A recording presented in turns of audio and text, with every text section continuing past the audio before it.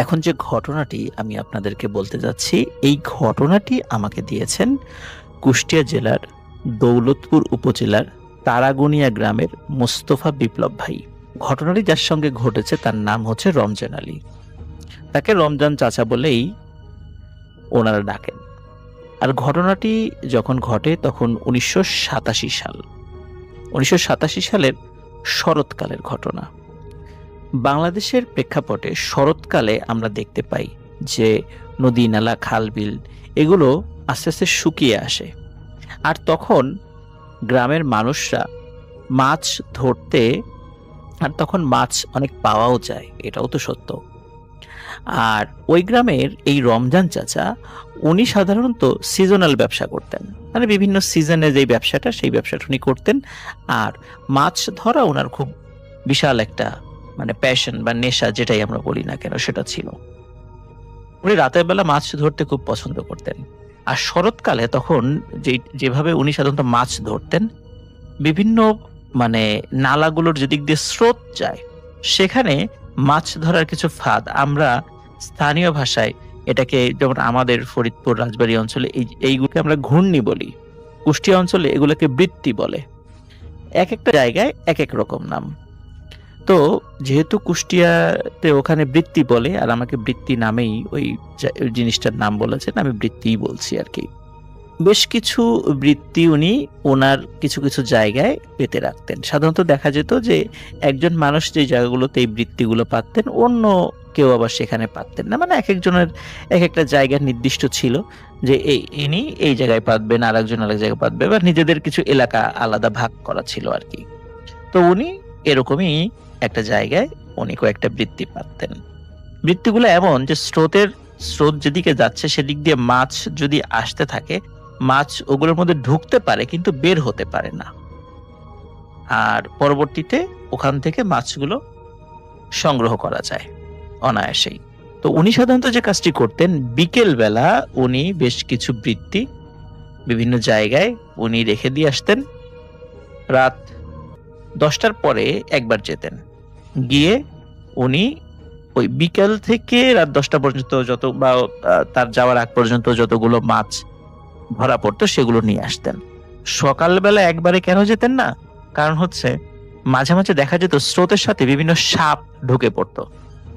সাপ ঢুকে পড়লে কি হতো, সাপ নিজেও আটকে যেত এবং আটক অবস্থায় বিভিন্ন মাছ খেয়ে ফেলতো এবং পুরো বৃত্তিটা নষ্ট হয়ে যেত আর কি। এই কারণে ওই রাতের বেলা একবার যেত। আর অনেক সময় দেখা যেত মাছ অনেক সময় চুরিও হয়ে যেত। এই কারণে দুইবার মাছ সংগ্রহ করতে, এক হচ্ছে রাতের বেলা আর একটা হচ্ছে ভোরবেলা। তো ভালোই মাছ পাচ্ছিলেন। বেশ কিছুদিন যাবৎ উনি খেয়াল করলেন যে রাতের বেলা মাছ সংগ্রহ করে আসার পর আবার যখন ওই বৃত্তিটা পেতে আসেন একই জায়গায়, ভোরবেলা গিয়ে উনি ওই বৃত্তির মধ্যে কোনো মাছ পান না। শুরুতে উনি মনে করেছিলেন হয়তোবা অন্য কেউ মাছ চুরি করে নিয়ে যায়। এই কারণে উনি ভোরবেলা, মানে যেই সময়টাতে সাধারণত অন্যেরা মাছ সংগ্রহ করতে আসে, এই সময়ের কিছু সময় আগে উনি গিয়ে বসে থাকেন দূরে, যে কাউকে দেখা যায় কিনা। কিন্তু উনি কাউকে দেখতে পান না, মানে তখন কোনো লোক আসেইনি। কিন্তু এরপরে গিয়ে যখন উনি ওনার বৃত্তিটা তোলেন, দেখে যে কোনো মাছ নেই, বা থাকলেও খুব একটা দুইটা বা খুবই কম আর কি, যেটা হওয়ারই কথা না।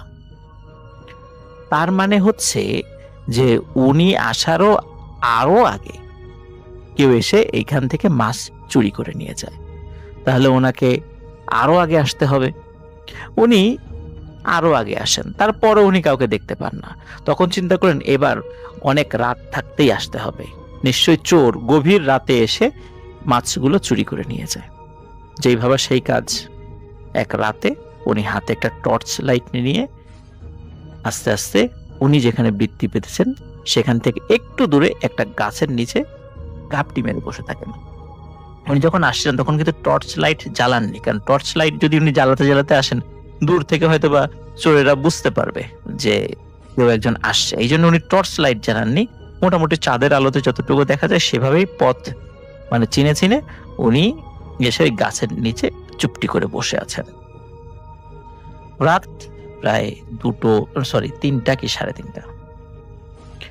হঠাৎ উনি দেখতে পান যে 2টো বাচ্চা ছেলে, বয়স 5 থেকে 7 বছর হবে এমন। এই বাচ্চা ছেলে দুটি তারা ওই বৃত্তির কাছাকাছি এসেছে।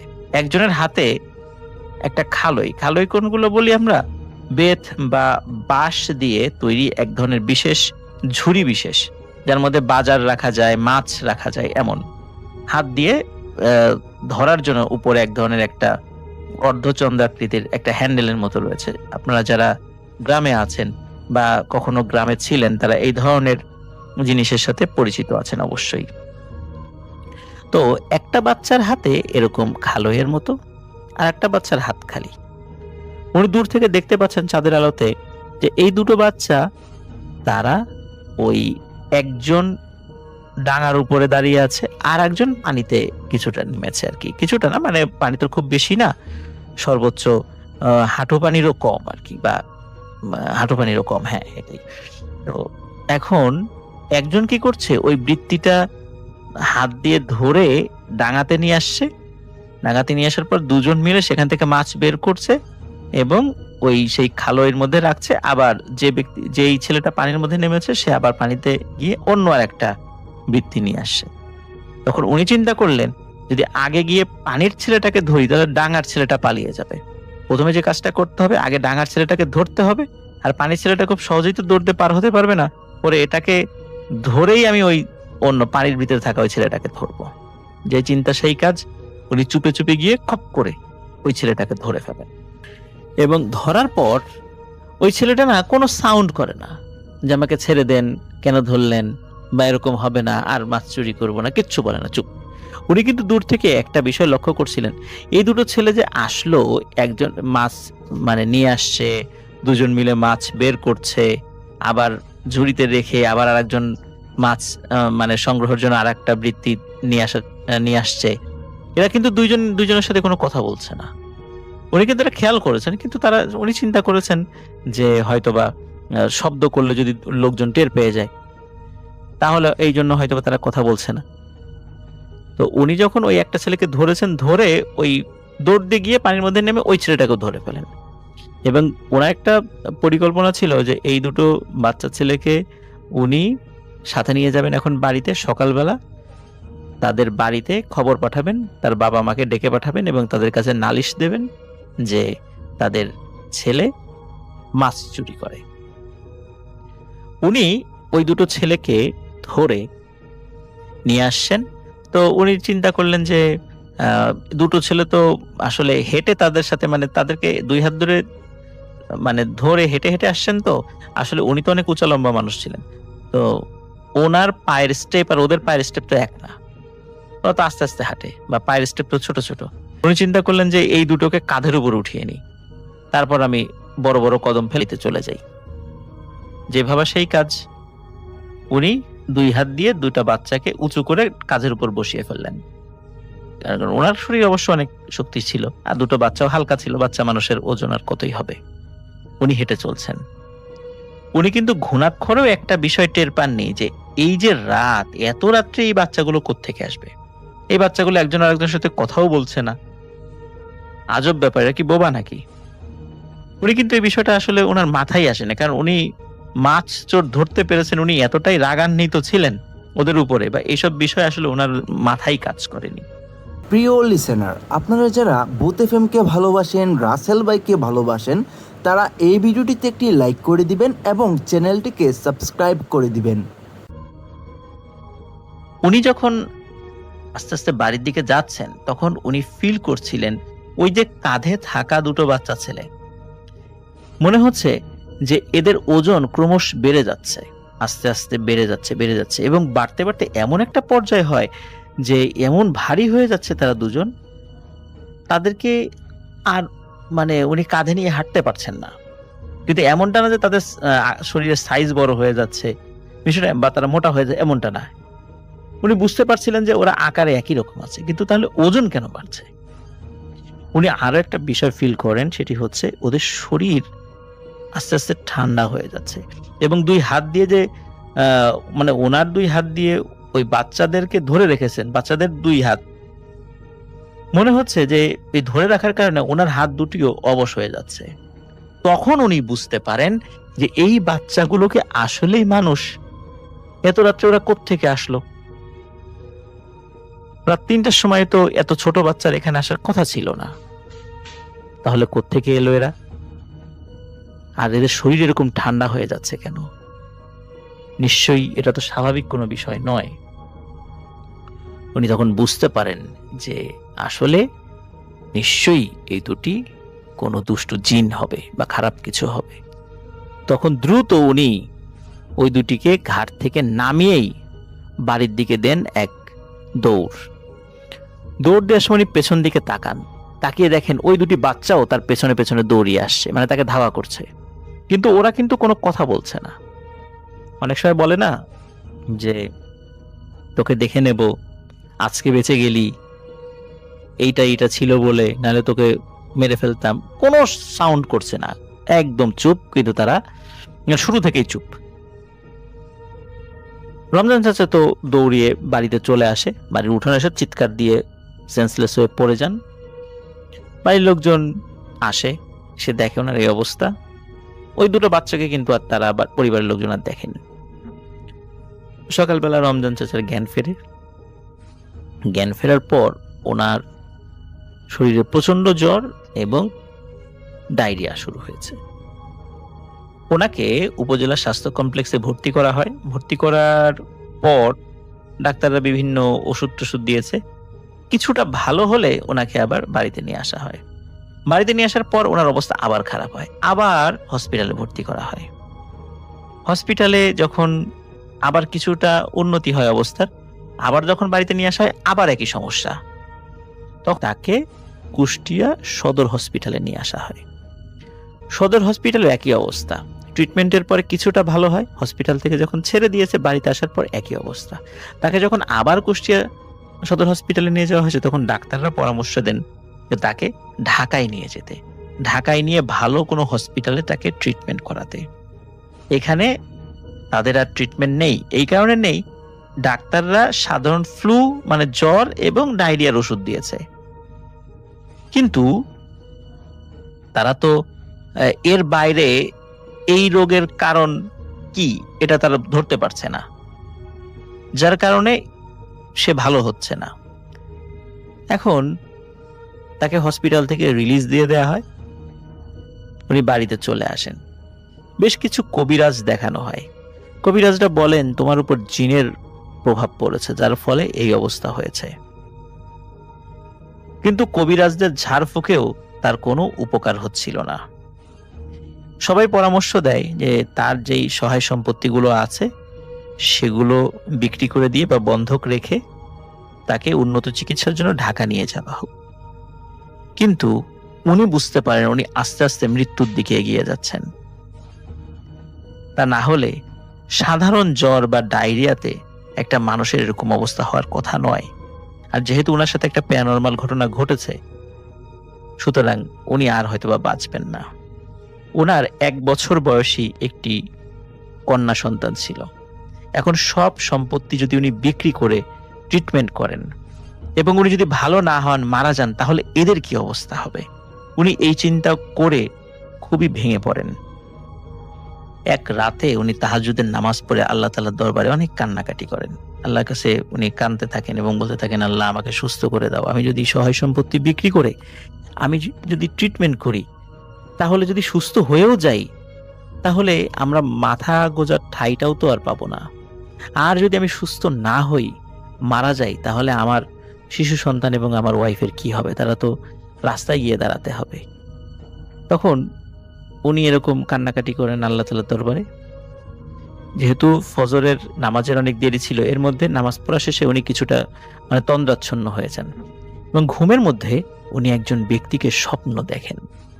উনি বড় বড় দাড়িওয়ালা, সাদা পাগড়ি, সাদা জুব্বা পরা একজন মানুষকে দেখেন। ওই মানুষটি এসে বলছে যে, রমজান আলী, তোমার অবস্থা তো ভালো না, তুমি তো মনে হয় আর বাঁচবা না। জানি না আল্লাহ তোমার হায়াত কতদিন রেখেছে, কিন্তু আমার যতদূর মনে হচ্ছে তুমি আর বাঁচবা না, কারণ তোমার অনেক ক্ষতি করে ফেলেছে ওই দুষ্টু জিনেরা। ওরা অনেক শক্তিশালী এবং খারাপ জিন ছিল। ওরা তোমার খুবই ক্ষতি করেছে। রমজান চাচা ঘুমের মধ্যে ওই ব্যক্তিকে দেখে ওনার মনে হচ্ছিল যে এনাকে উনি এর আগেও কোথাও দেখেছেন, কিন্তু কোথায় দেখেছেন উনি সেটা বুঝতে পারছেন না। রমজান চাচা ঘুমের মধ্যে ওই লোকটিকে মানে পা জড়িয়ে ধরে খুব রিকোয়েস্ট করেন যে হুজুর, আমি যদি মারা যাই আমার সন্তানদের কি হবে, আমার ওয়াইফের কি হবে, আমাকে আপনি সুস্থ হওয়ার কোনো পথ বাতলিয়ে দেন। তখন উনি বলেন যে আসলে তোমার যে ক্ষতি হয়েছে আমার পক্ষে সম্ভব নয়, শুধু আমার পক্ষে কেন, কোনো মানুষ বা জিনের পক্ষেও সম্ভব নয় তোমার এই অবস্থা থেকে ফেরত নিয়ে আসা, যদি আল্লাহ তাআলা সাহায্য না করেন। তবে আমি তোমাকে একটা পথ বাতলাতে পারি, কিন্তু আমি জানি না এটা তোমার উপকারে লাগবে কিনা, কারণ তোমার যেই সমস্যা হয়েছে এটা সম্পূর্ণ নিয়ন্ত্রণের বাইরে। তখন রমজান চাচা ঘুমের মধ্যেই ওই স্বপ্নের মধ্যেই বলছেন তার সাথে যে ঠিক আছে হুজুর, আপনি বলেন কি। তখন ওই যে মুরব্বী লোকটি তিনি হাত থেকে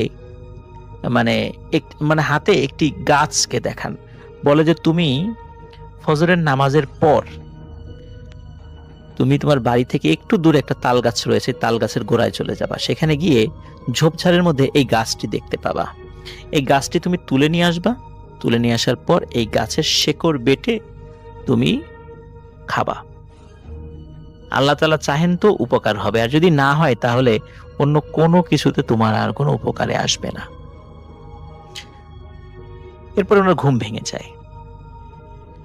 ঘুম ভাঙার পর উনি সত্যি ফজরের নামাজের পর ওনার বাড়ি থেকে একটু দূরে একটা তাল গাছ রয়েছে, তাল গাছের নিচে বেশ ঝোপঝাড় রয়েছে, উনি ওই ঝোপঝাড়ের কাছে যাওয়ার সাথে সাথে ওই গাছটি তিনি দেখতে পান এবং ওই গাছটি তুলে, ওটা তো বেশ অনেকগুলো গাছ ছিল ওখানে, উনি গাছটি তুলে নিয়ে আসেন, তুলে নিয়ে আসার পর ওইটা শিকড় বেটে উনি খান। এভাবে যখন উনি প্রতিনিয়ত খাচ্ছিলেন আস্তে আস্তে ওনার অবস্থার উন্নতি হচ্ছিল এবং একটা পর্যায়ে সত্যি উনি পুরোপুরি ভালো হয়ে যান। এরপরে উনি একবার ওই যে সেই মুরব্বী তাকে স্বপ্নে দেখেন। মুরব্বী স্বপ্নে তাকে বলছে, রমজান আলী, তুমি কি আমাকে চিনতে পেরেছ? তখন রমজান আলী বলে, জি হুজুর, আমি আপনাকে চিনতে পেরেছি। তখন রমজান আলীকে উনি বলেন যে আসলে আমি তো অনেক দূরে ছিলাম, তোমার অবস্থা সম্পর্কে আমার জানা ছিল না, আমি যখন খবর পাই তখন চলে আসি এবং এসে দেখি তোমার অবস্থা খুবই খারাপ। যাই হোক, আমার যেটা জানা ছিল সেটা আমি তোমাকে বলেছি এবং আল্লাহ তাআলা তোমাকে মাফ করেছেন, এখানে আমার কোনো হাত নেই। আর তুমি এই যেই গাছটা চিনলা, যদি এই ধরনের সমস্যা অন্য কারোর মধ্যে দেখো তাহলে তুমি এটা দিয়ে মানুষকে ট্রিটমেন্ট করো, তারা ভালো হয়ে যাবে ইনশাআল্লাহ। প্রিয় লিসেনার্স, মোস্তফা বিপ্লব ভাই রমজান চাচার সাথে দেখা করেছিলেন এবং জিজ্ঞেস করেছিলেন যে আপনার কাছে যে চেনা চেনা মনে হচ্ছিল যে লোকটিকে স্বপ্নে দেখা, তাকে কি আপনি আসলেই চিনতে পেরেছেন? তখন বলে, হ্যাঁ আমি চিনতে পেরেছি। আমি অনেক ছোটবেলায় আমাদের বাড়িতে কিছু মানুষদেরকে আসতে দেখতাম। আমার বাবা অনেক পরহেজগার মানুষ ছিলেন, বেশ কিছু লোক আমাদের বাড়িতে আসতেন, তার মধ্যে আমি শুনেছি কয়েকজন জিনও নাকি আসতো। আমি যেই মানুষগুলোকে আসতে দেখতাম তার মধ্যে উনি একজন, তবে উনি অন্যদের থেকে একটু ব্যতিক্রম ছিল। উনি কারোর সাথে তেমন কথা বলতেন না, আমার বাবার সাথে দেখা করতেন, কি বলতেন আমি জানি না, এবং উনি কিছু খেতেনও না। উনি আসতেন, খুবই অল্প সময়ের জন্য আসতেন, আবার চলে যেতেন। এভাবে বেশ অনেকবার ওনাকে আমি দেখেছি অনেক ছোটবেলায়। কিন্তু আমার বাবা মারা যাওয়ার পর, যেহেতু আমার বাবা আমাকে শিশু বয়সে রেখেই মারা গিয়েছিলেন, তারপরে ওনাকে আমি কখনো দেখিনি। এই স্বপ্নে ওনাকে আমি প্রথম দেখেছি। প্রিয় লিসেনার্স, ইনি ছিল একটা জিন, যিনি তার বাবার শিষ্য ছিলেন। এই রমজান চাচার বাবার শিষ্য ছিলেন আর কি। ওনার বাবা মারা যাওয়ার পরে তিনি আর আসেননি, কিন্তু যেহেতু তার গুরুর সন্তানের এই করুণ অবস্থা, এই খবর যখন উনি পান তখন তিনি আসেন। কিন্তু রমজান চাচা তো আসলে সামনাসামনি জিন দেখে অভ্যস্ত নন, উনি তো আবার অসুস্থ ছিলেন, হঠাৎ করে জিন দেখে যদি উনি ভয় পেয়ে যান, আরো অসুস্থ হন, এই জন্য স্বপ্নের মাধ্যমে এসে তার এই সমস্যার সমাধানের জন্য তিনি পথ বাতলে দিয়েছিলেন এবং আল্লাহ তাআলা তাকে সুস্থ করেছিলেন।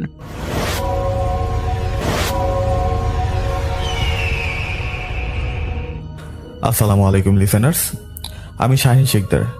আমি আজকে কুমিল্লা বরুড়ার শাকপুর নামক অঞ্চলের একটি ঘটনা শেয়ার করব। ঘটনাটি আমাকে দিয়েছে চাঁদপুর থেকে তিথিকে অনেক অনেক ধন্যবাদ জানিয়ে আমি আজকের ঘটনা শুরু করছি। ঘটনা ঘটে মূলত আরমান ভাইয়ের সাথে। ছদ্মনাম। আরমান ভাই যখন অনেক ছোট ছিল, তখন তার বাবা মারা যায়। তিনি বড় হওয়ার পরে তিনি বিয়ে করেন। বিয়ে করার কয়েক বছর পরে তার কিছু জায়গা জমি বিক্রি করে সে দেশের বাইরে চলে যায়, দুবাই চলে যায়। এভাবে তার দিনকাল যাওয়ার পরে তার 3টি ছেলে সন্তান হয়। সে কয়েক বছর আগে দেশে আসেন। দেশে এসে তিনি তার বাড়ি থেকে বেশ কিছু দূরে, মানে বেশ কয়েক মাইল দূর হবে হয়তো, দূরে একটি বাড়ি করেন, নতুন বাড়ি করেন। নতুন বাড়ি করার পর তারা সবাই মিলে সেই নতুন বাড়িতে উঠে, কিন্তু তার মা সেই পুরান বাড়িতেই থাকেন। তারা নতুন বাড়িতে ওঠার পরে তার স্ত্রী বলেন যে নতুন বাড়িতে উঠছি, কয়েকজন আত্মীয় স্বজনদের নিয়ে বা পাড়া প্রতিবেশী যারা আছে তাদেরকে একটা খাবার দাবারের আয়োজন করা উচিত, যেহেতু আমরা নতুন বাড়িতে আসছি আর নতুন এলাকা। তো আরমান ভাই কি করেন, সকাল সকাল যায় বাজারে গিয়ে তিনি বেশ বাজার সদাই করেন। সবকিছু কেনাকাটার পরে সে অনেক বড় একটা, মানে বাজারের সবথেকে বড় একটা মাছ দেখতে পান, ইলিশ মাছ। তো সে কি করে, মাছটি কিনে নিয়ে আসার পরে তার স্ত্রীকে বলেন যে মাছ আনছি, রান্না করে আর সবাই মিলে খাবো আমরা একসাথে। তো তার স্ত্রী রান্না করার পরে এলাকার কয়েকজন মুরব্বী আসেন, তাছাড়া তাদের আত্মীয় স্বজন ছিল তারা কয়েকজন আসার পরে তারা বেশ সুন্দরভাবে খাওয়া দাওয়া করেন। খাওয়া দাওয়া সারার পরে সন্ধ্যার একটু আগ মুহূর্তে একজন মহিলা আসেন।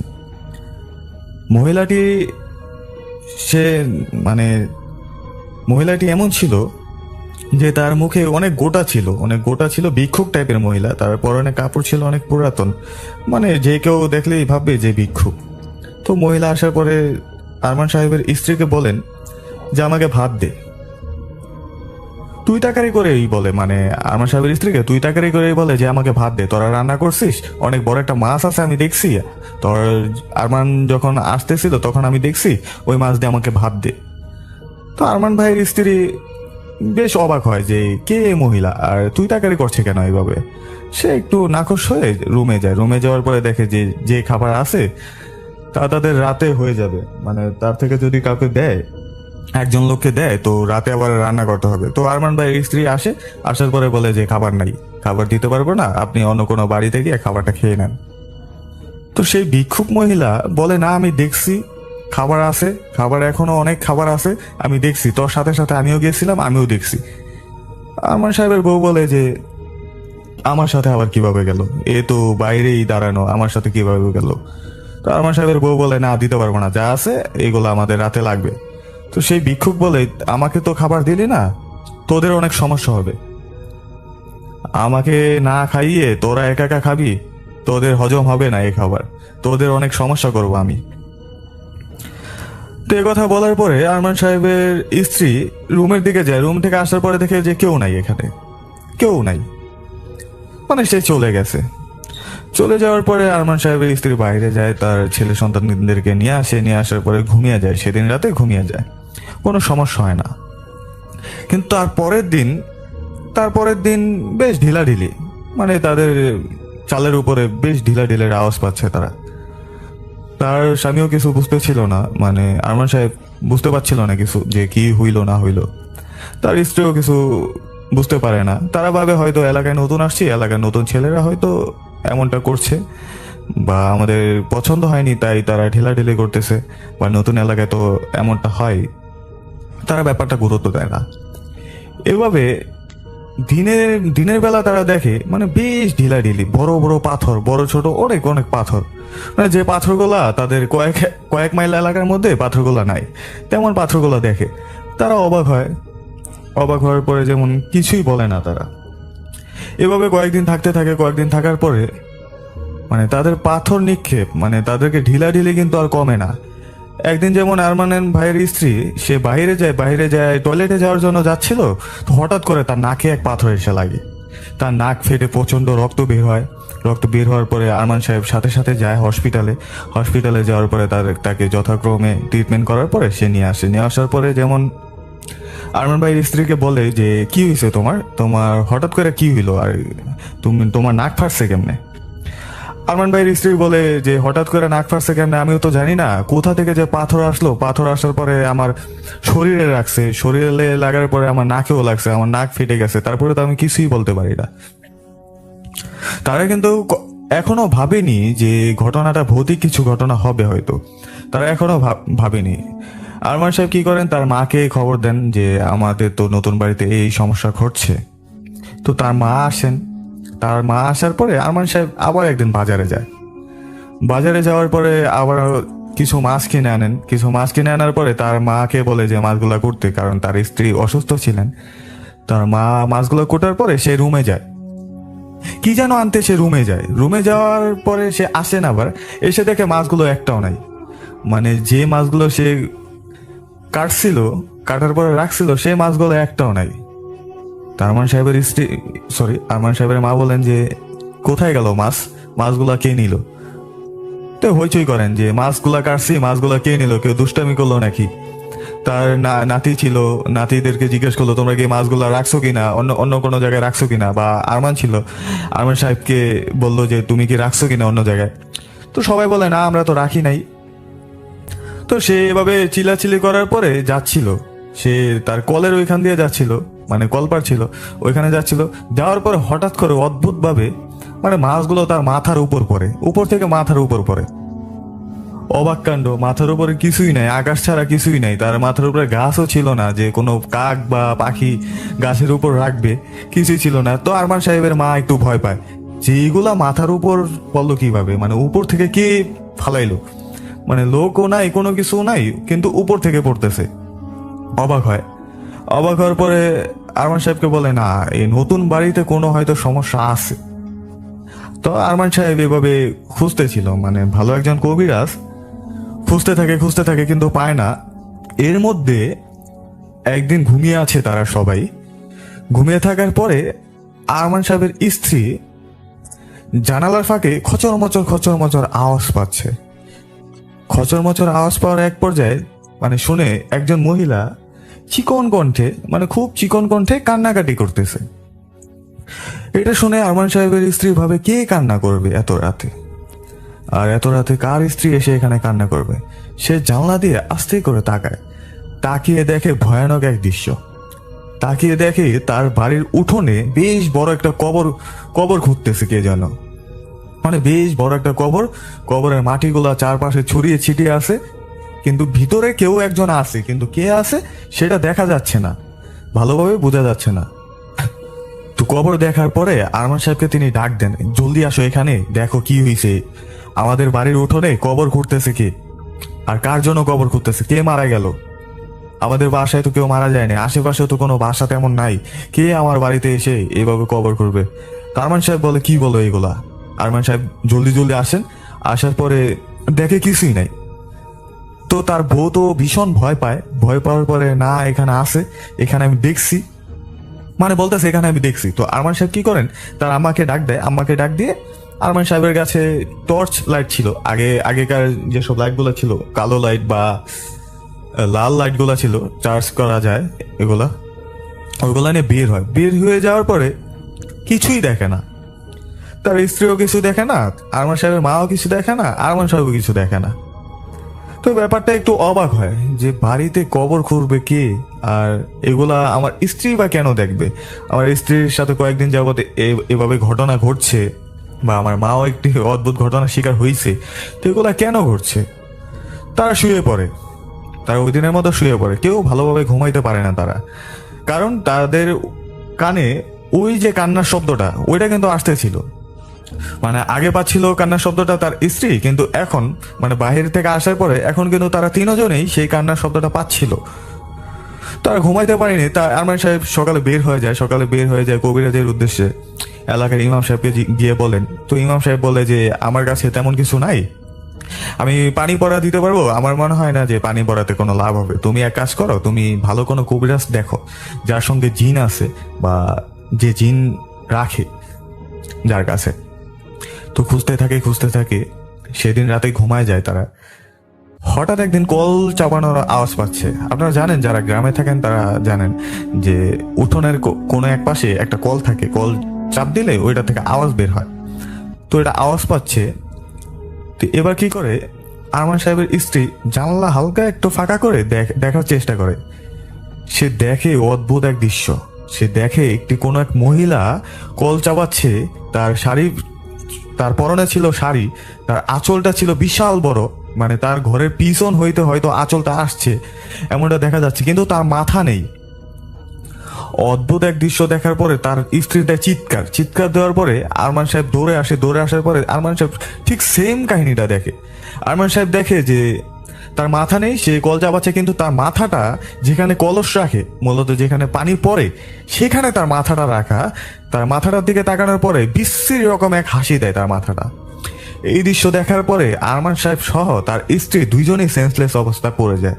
তাদের সেন্স কারোই থাকে না। তো তাদের চিল্লানিতে আরমান সাহেবের যে মা আছেন, মা দৌড়ে আসার পরে দেখে যে তারা অজ্ঞান হয়ে গেছে। তার মা কোন রকম আল্লাহ আল্লাহ করতে করতে ফজরের আজান পর্যন্ত ওয়েট করে। ফজরের আজান দেওয়ার পরে তার মা বাইরে যাওয়ার পরে কল থেকে পানি নিয়ে আসার পরে তাদেরকে মুখে মাথায় ছিটিয়ে দেওয়ার পরে যেমন তারা সুস্থ হয়। তারা সুস্থ হওয়ার পরে যেমন তার মাকে ঘটনা বলে, তো তার মা ব্যাপারটা একটু ভালোভাবেই দেখে। তার মা চলে যায় তার এক রিলেটিভের কাছে। রিলেটিভদেরকে খুলে বলে যে আমাদের নতুন বাড়িতে এইসব ঘটনা ঘটছে, এখন আমরা কি করতে পারি। তো এক রিলেটিভ ঠিকানা দেয় চাঁদপুরের কচুয়ার কোনো এক কবিরাজের, মানে দরবেশ টাইপের এক কবিরাজ ছিল, আপনারা হয়তো অনেকে চিনবেন, আমি নামটা বলতে পারছি না এখানে।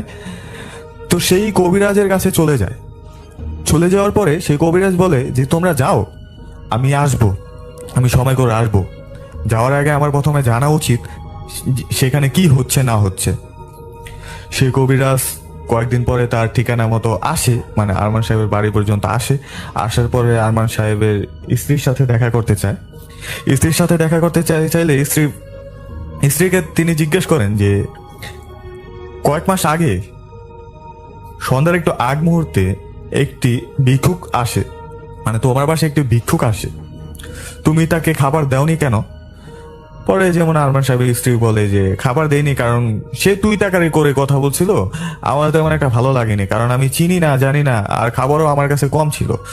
আমি যদি তাকে দিয়ে দিতাম তাহলে হয়তো আমার আবার রান্না করতে হইতো। তো সেই কবিরাজ বলে না, খাবারটা না দিয়ে তুমি খুবই খারাপ করছো, তোমার দেওয়া উচিত ছিল, কারণ সে কোনো মানুষ না, সে কোনো সাধারণ মানুষ ছিল না। তুমি যেখানে বাড়িটা করছো এখানেই সে থাকতো।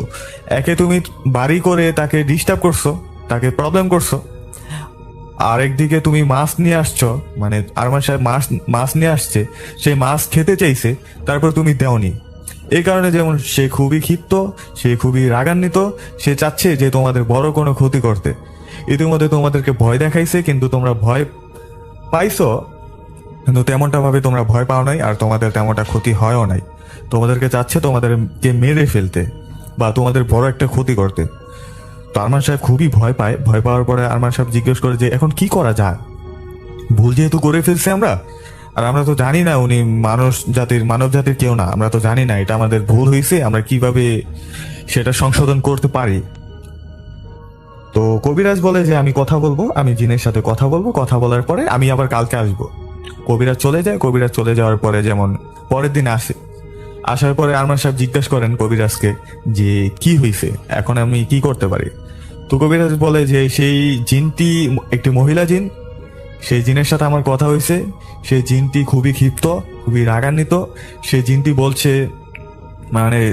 বলেছে যে তোমাদেরকে একটি না একটি ক্ষতি করবি, আর যদি ক্ষতি নাও করতে পারে তারপরেও সে ডিস্টার্ব করবে তোমাদের। পরে আরমান সাহেব বলে যে কি করা যায়, এখন তো এটা থেকে আমাদের মুক্তি পেতে হবে, আমরা তো ভয় পাচ্ছি, আর আমাদের ছোট ছোট 3টা বাচ্চা আছে, আমরা কি করবো এখন, আমাদের বাচ্চাদের যদি কোনো ক্ষতি হয়। তো সে কবিরাজ বলে, সে জিনটি বলেছে আরেকটা অপশন আছে, জানের বদলে জান দিতে হবে, মানে তোমাদেরকে ক্ষতি করবে আর না হয় আরেকটি জান কোরবান দিতে হবে। তো আরমান সাহেব বলে কি করতে পারি আমি এখন, জানের বদলে জান, এটা আবার কেমন? তো কবিরাজ বলে তোমাদের বেশ বড় একটি খাসি আর না হয় একটি গরু কোরবানি দিতে হবে, কোরবানি দিয়ে সেটা সম্পূর্ণ মাংস গরিব দুঃখীদেরকে বিলিয়ে দিতে হবে, আর না হয় আশেপাশের কোনো এতিমখানা বা মাদ্রাসা এগুলোতে দিয়ে দিতে হবে। আরমান সাহেব কোনো কিছু না ভেবে, আরমান সাহেব একটু টাকা পয়সার মালিক ছিল, তাই ভাবে যে গরিব দুঃখীদের দেওয়া এটা তো আর খারাপ কোনো না, তাই ভাবে যে সে একটি গরু কোরবানি দিবে।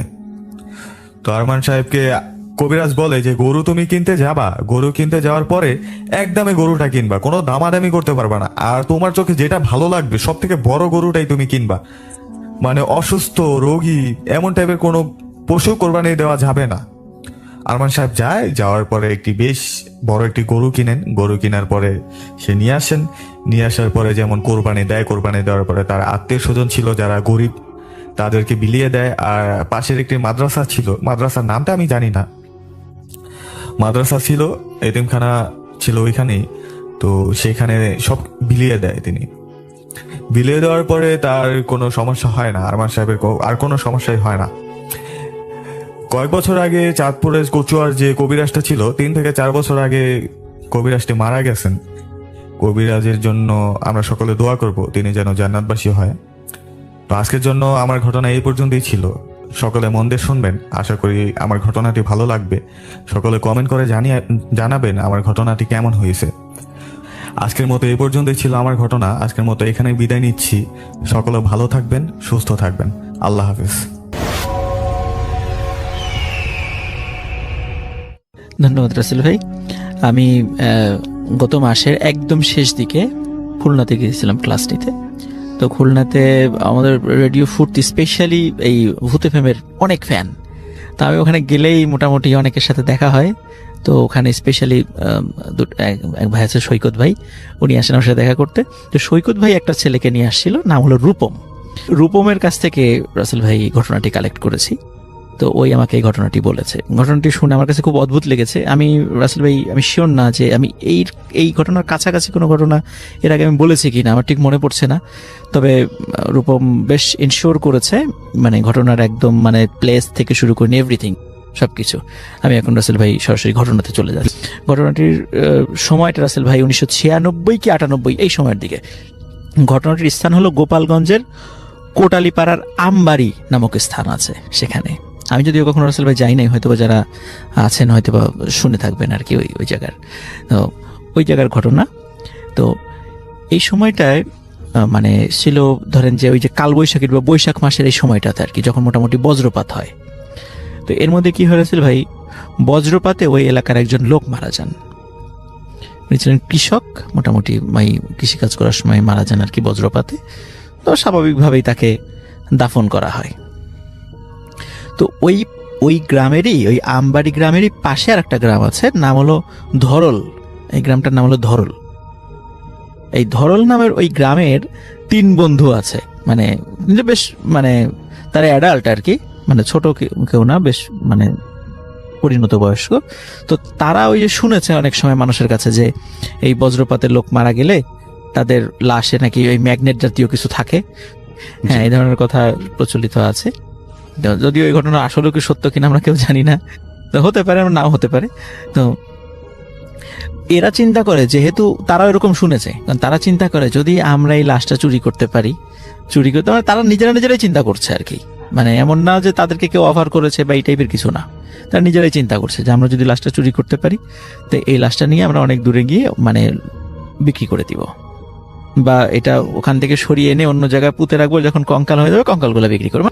তো তারা কি করে যে ওই রাত্রেই, মানে যেই দিন কবর দিয়েছে বিকালে, ওই রাত্রেই তারা লাশটা চুরি করার একটা পরিকল্পনা করে। তো যে পরিকল্পনা সেই কাজ।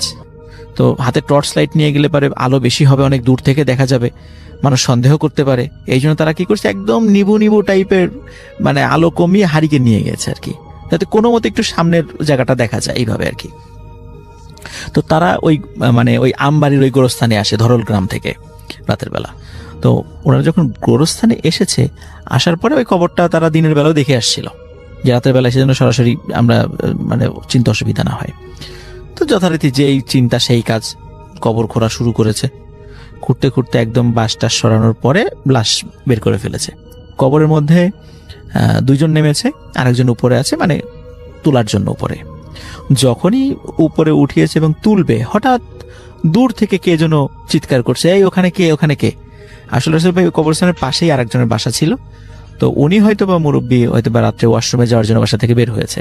তো কবরস্থানের যেহেতু পাশে থাকার কারণে কবরস্থান সম্পর্কে মোটামুটি ধারণা আছে।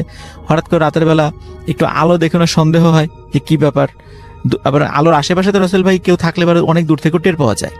তখন ওর মনে হচ্ছিল কারা যেন কি করছে। আবার চিন্তা করছে যে গ্রামের সাধারণত এত রাতের বেলা তো লাশ দাফন করার কথা না, আর লাশ এত রাতে দাফন করলো রাসেল ভাই যে ওই সময় যে হ্যাচাক বাতি ছিল, এখন তো এটা দেখা যায় না, তো এই হ্যাচাক বাতি নিয়ে আসে।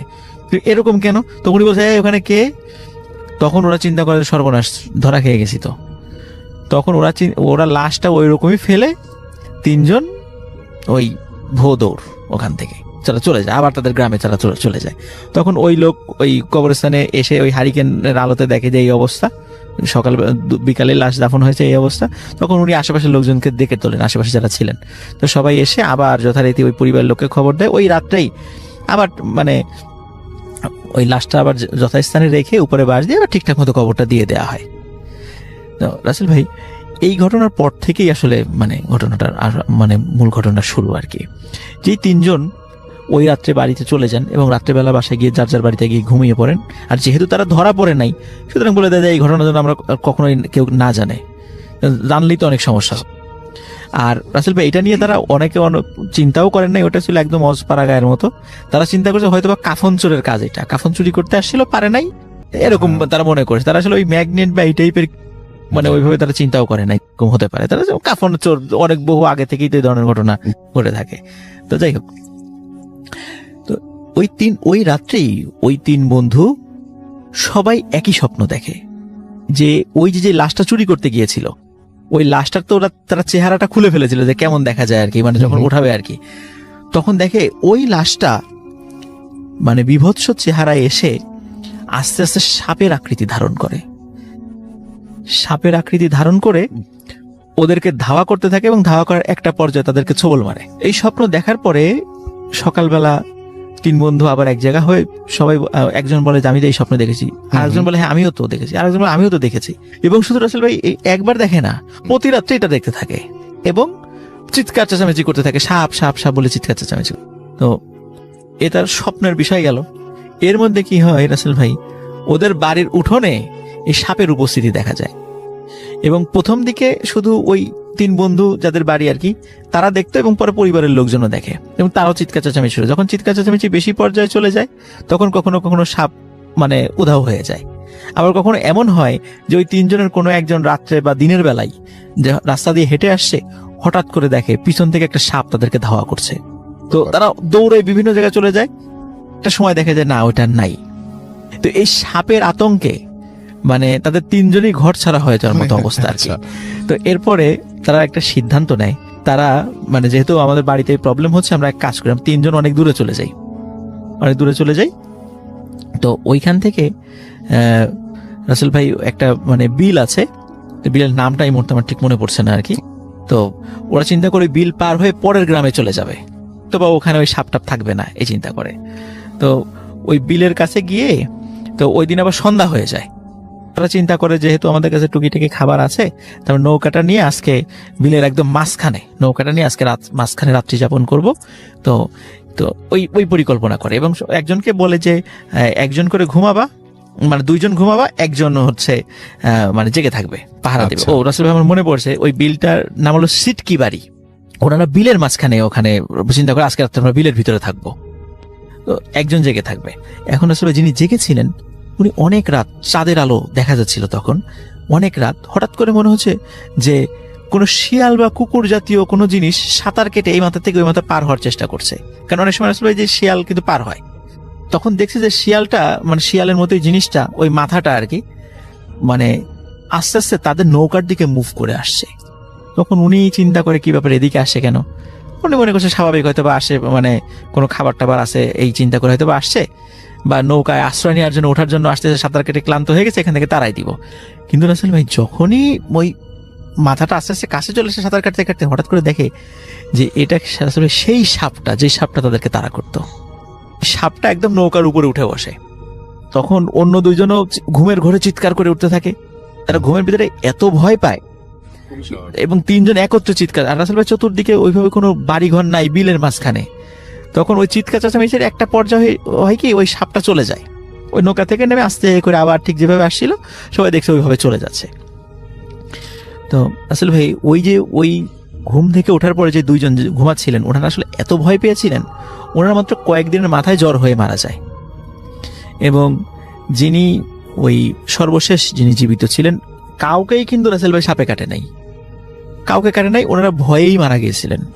কিন্তু সর্বশেষ যিনি মারা গিয়েছিলেন উনি ওনার ফ্যামিলির কাছে গল্প করে গেছিলেন আর কি। এটা উনি কিন্তু কাউকে, জীবদ্দশায় উনি কাউকে বলেননি, কিন্তু পরিবারের লোকজন পরবর্তীতে এটা ডিসক্লোজ করেন যে তাদের এই অন্যায়ের কারণে এই ঘটনাটা ঘটেছিল আর কি। রাসেল ভাই গোপালগঞ্জের কোটালীপাড়ার মোটামুটি আমবাড়ি এবং ধরল গ্রামের ঘটনার সময়টা আমি বলে দিয়েছি 96 থেকে 98 এই সময়কালে হবে। তো এটা ছিল রাসেল ভাই আমার সেকেন্ড স্টোরি।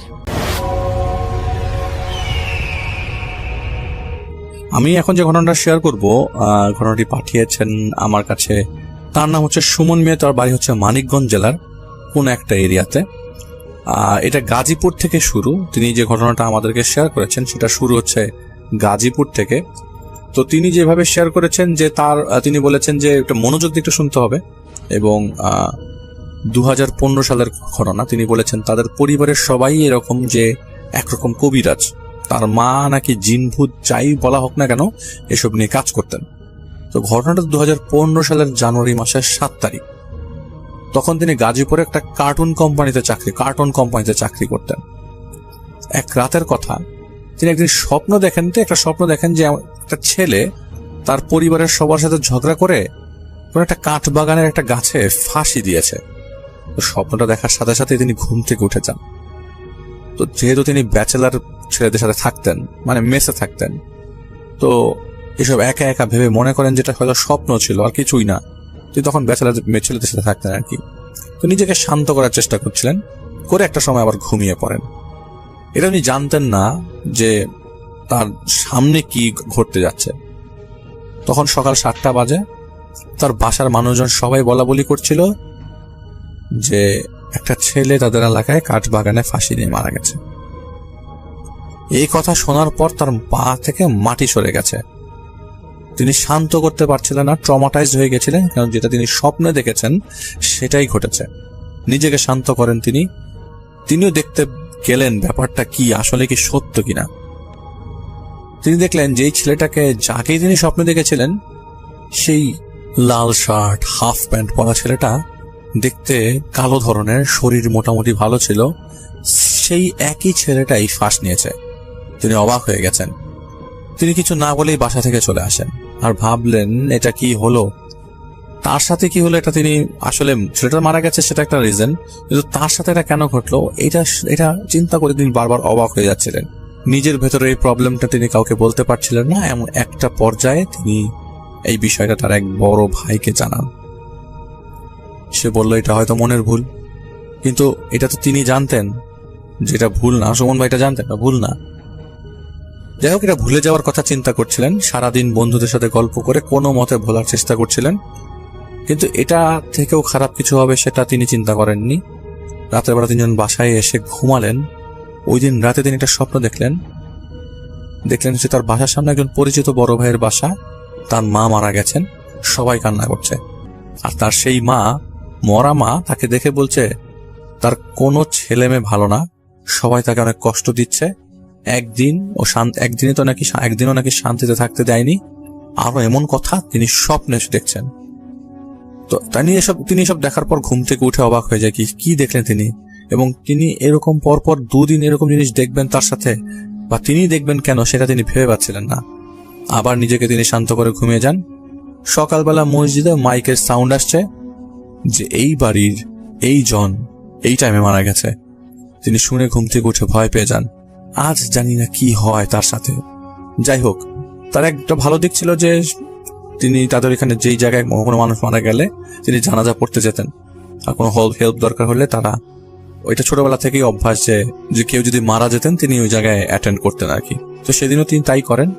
তিনি গোসল করে উঁচু করে সেখানে যান, যে দেখেন যেই মহিলাটাকে তিনি স্বপ্নে দেখেছেন, এইবার আর তিনি অবাক হন নাই, কারণ আল্লাহ যা করেন ভালোর জন্যই করেন।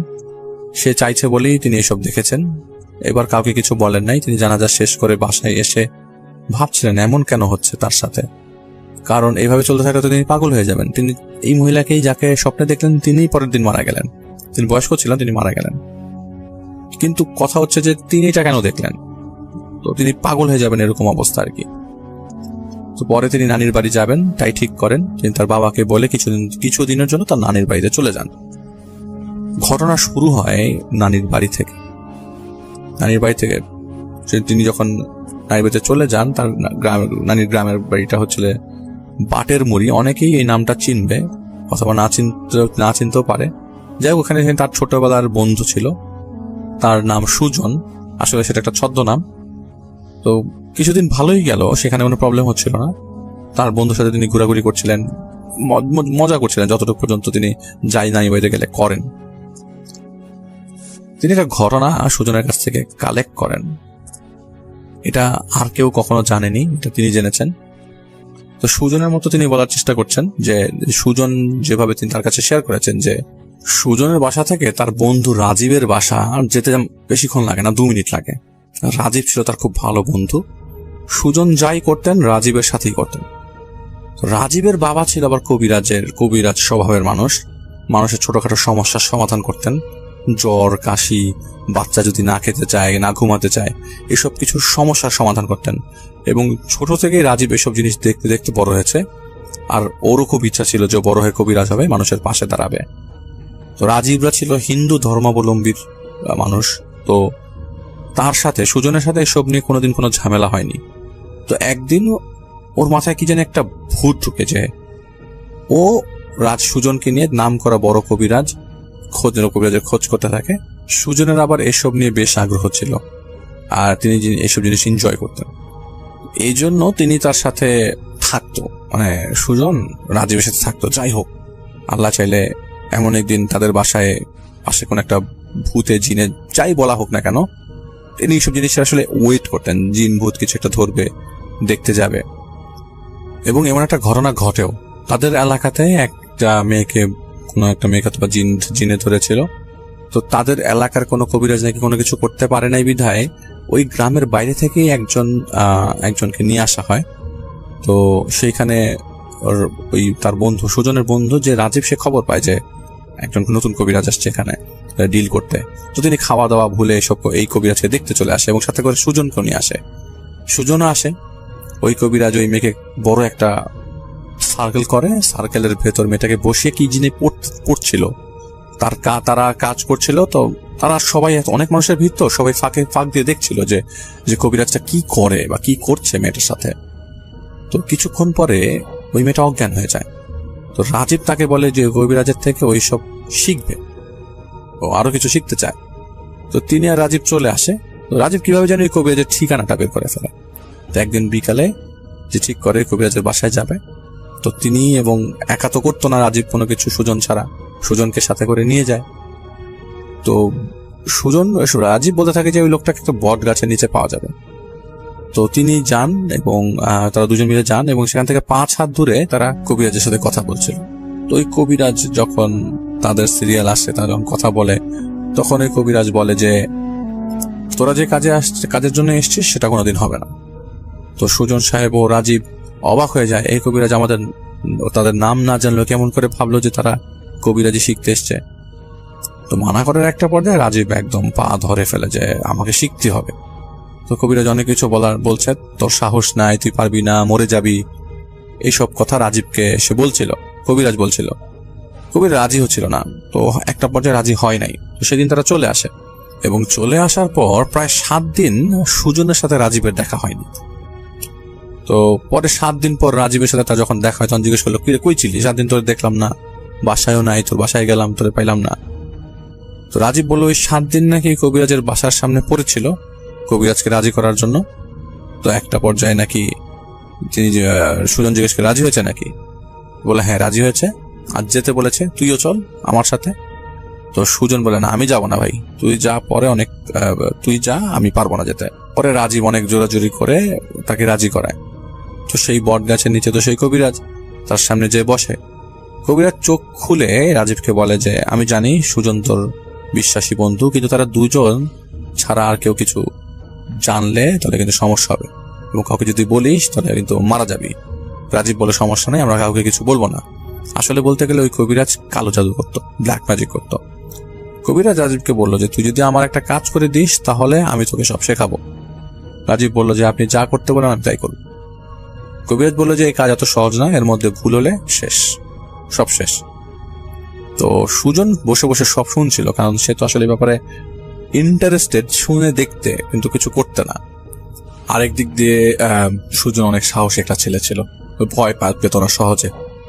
তো কবিরাজ রাজীবকে বললো আমাকে একটা ফাঁসি দেওয়ার মেয়ের মাথা লাগবে, কেটে এনে দিতে হবে, যদি পারিস তাহলে সব শেখাবো। তখন এটা শুনে সুজনের মনে ভয় ঢুকে যায়। তো রাজীব কোনো কিছু না বুঝেই কবিরাজকে বললো আমি রাজি, কিন্তু কোথায় পাবে? তো সহজ, ফাঁসি দেওয়া মেয়ের মাথা খুঁজে বের করা, মৃত ফাঁসি দেওয়া মেয়ের মাথা। কবিরাজ বলল আমি তোকে সব বলে দেবো কিভাবে কি করবি। রাজীবকে বলা হলো কালকে একটা গ্রামে, ওই গ্রামের নামটা বলা হলো।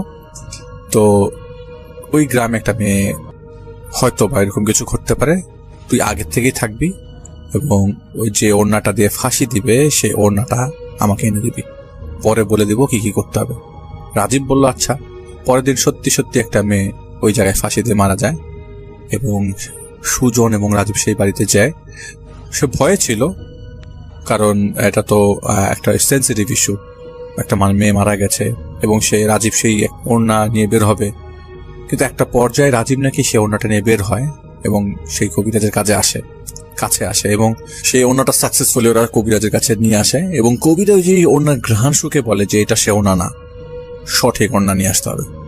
রাজীব আবারও সেই বাড়িতে যায় এবং সুজনকে বলে তুই বাসার মানুষের সাথে কথা বলতে থাক, ওই বাড়িতে আমি নিয়ে আসছি। কিন্তু কথা বলার আসলে কথা তো বলা যায় না, সবাই তো চেনে না। কিন্তু কিছুক্ষণ পর দেখা যায় যে রাজীব সত্যি চোখ দিয়ে ইশারা করছে যে কাজ হয়ে গেছে, চল। বলে রাজীব সুজন উঠে আসে এবং কবিরাজের কাছে গেছে, বলে কবিরাজ গান শুকে বলে হ্যাঁ এটাই সে ওড়না। রাজীব জিজ্ঞাসা করলে এ ওড়না দিয়ে কি হবে? কবিরাজ বলে অনেক কিছু হবে, এখন এত কিছু জেনে লাভ নাই। রাজীবকে বলল তুই যে দেখ মেয়েটা কোথায় কবর দেয়, পরে রাতে আসবো আসল কাজ করতে। রাজীব আর কিছু জিজ্ঞাসা না করে ওই মেয়েকে কোথায় কবর দেয় সেটা দেখে এবং চিহ্ন দিয়ে আসে, যাতে পরবর্তী যখন যাবে তখন যেন চিনতে সুবিধা হয়। তো সুজন সবটা সময় সাথেই ছিল, কিন্তু শুধু দেখছে এবং আসলে নিজের অজান্তেই চিন্তা করছিল এটা সম্ভব, কিন্তু কিভাবে সম্ভব। যাই হোক, দুইজন বাসা থেকে বলে বের হয় এক বন্ধুর বাসায় যাবে, রাতে আসবে না, এবং রাতে কবিরাজের কাছে যায়। তো সুজন আর রাজীব যখন কবিরাজের কাছে যায় তখন কবিরাজ রাজীবকে বলছিল যে কোনোভাবেই ভয় পাওয়া যাবে না, তাহলে কিন্তু সমস্যায় পড়ে যাবি। রাজীবকে একটা পরা ছুরি দিল, একটা কাপড় দিল, আরো কিছু জিনিস দিল এবং শরীরে কিছু লাগাতে বলল।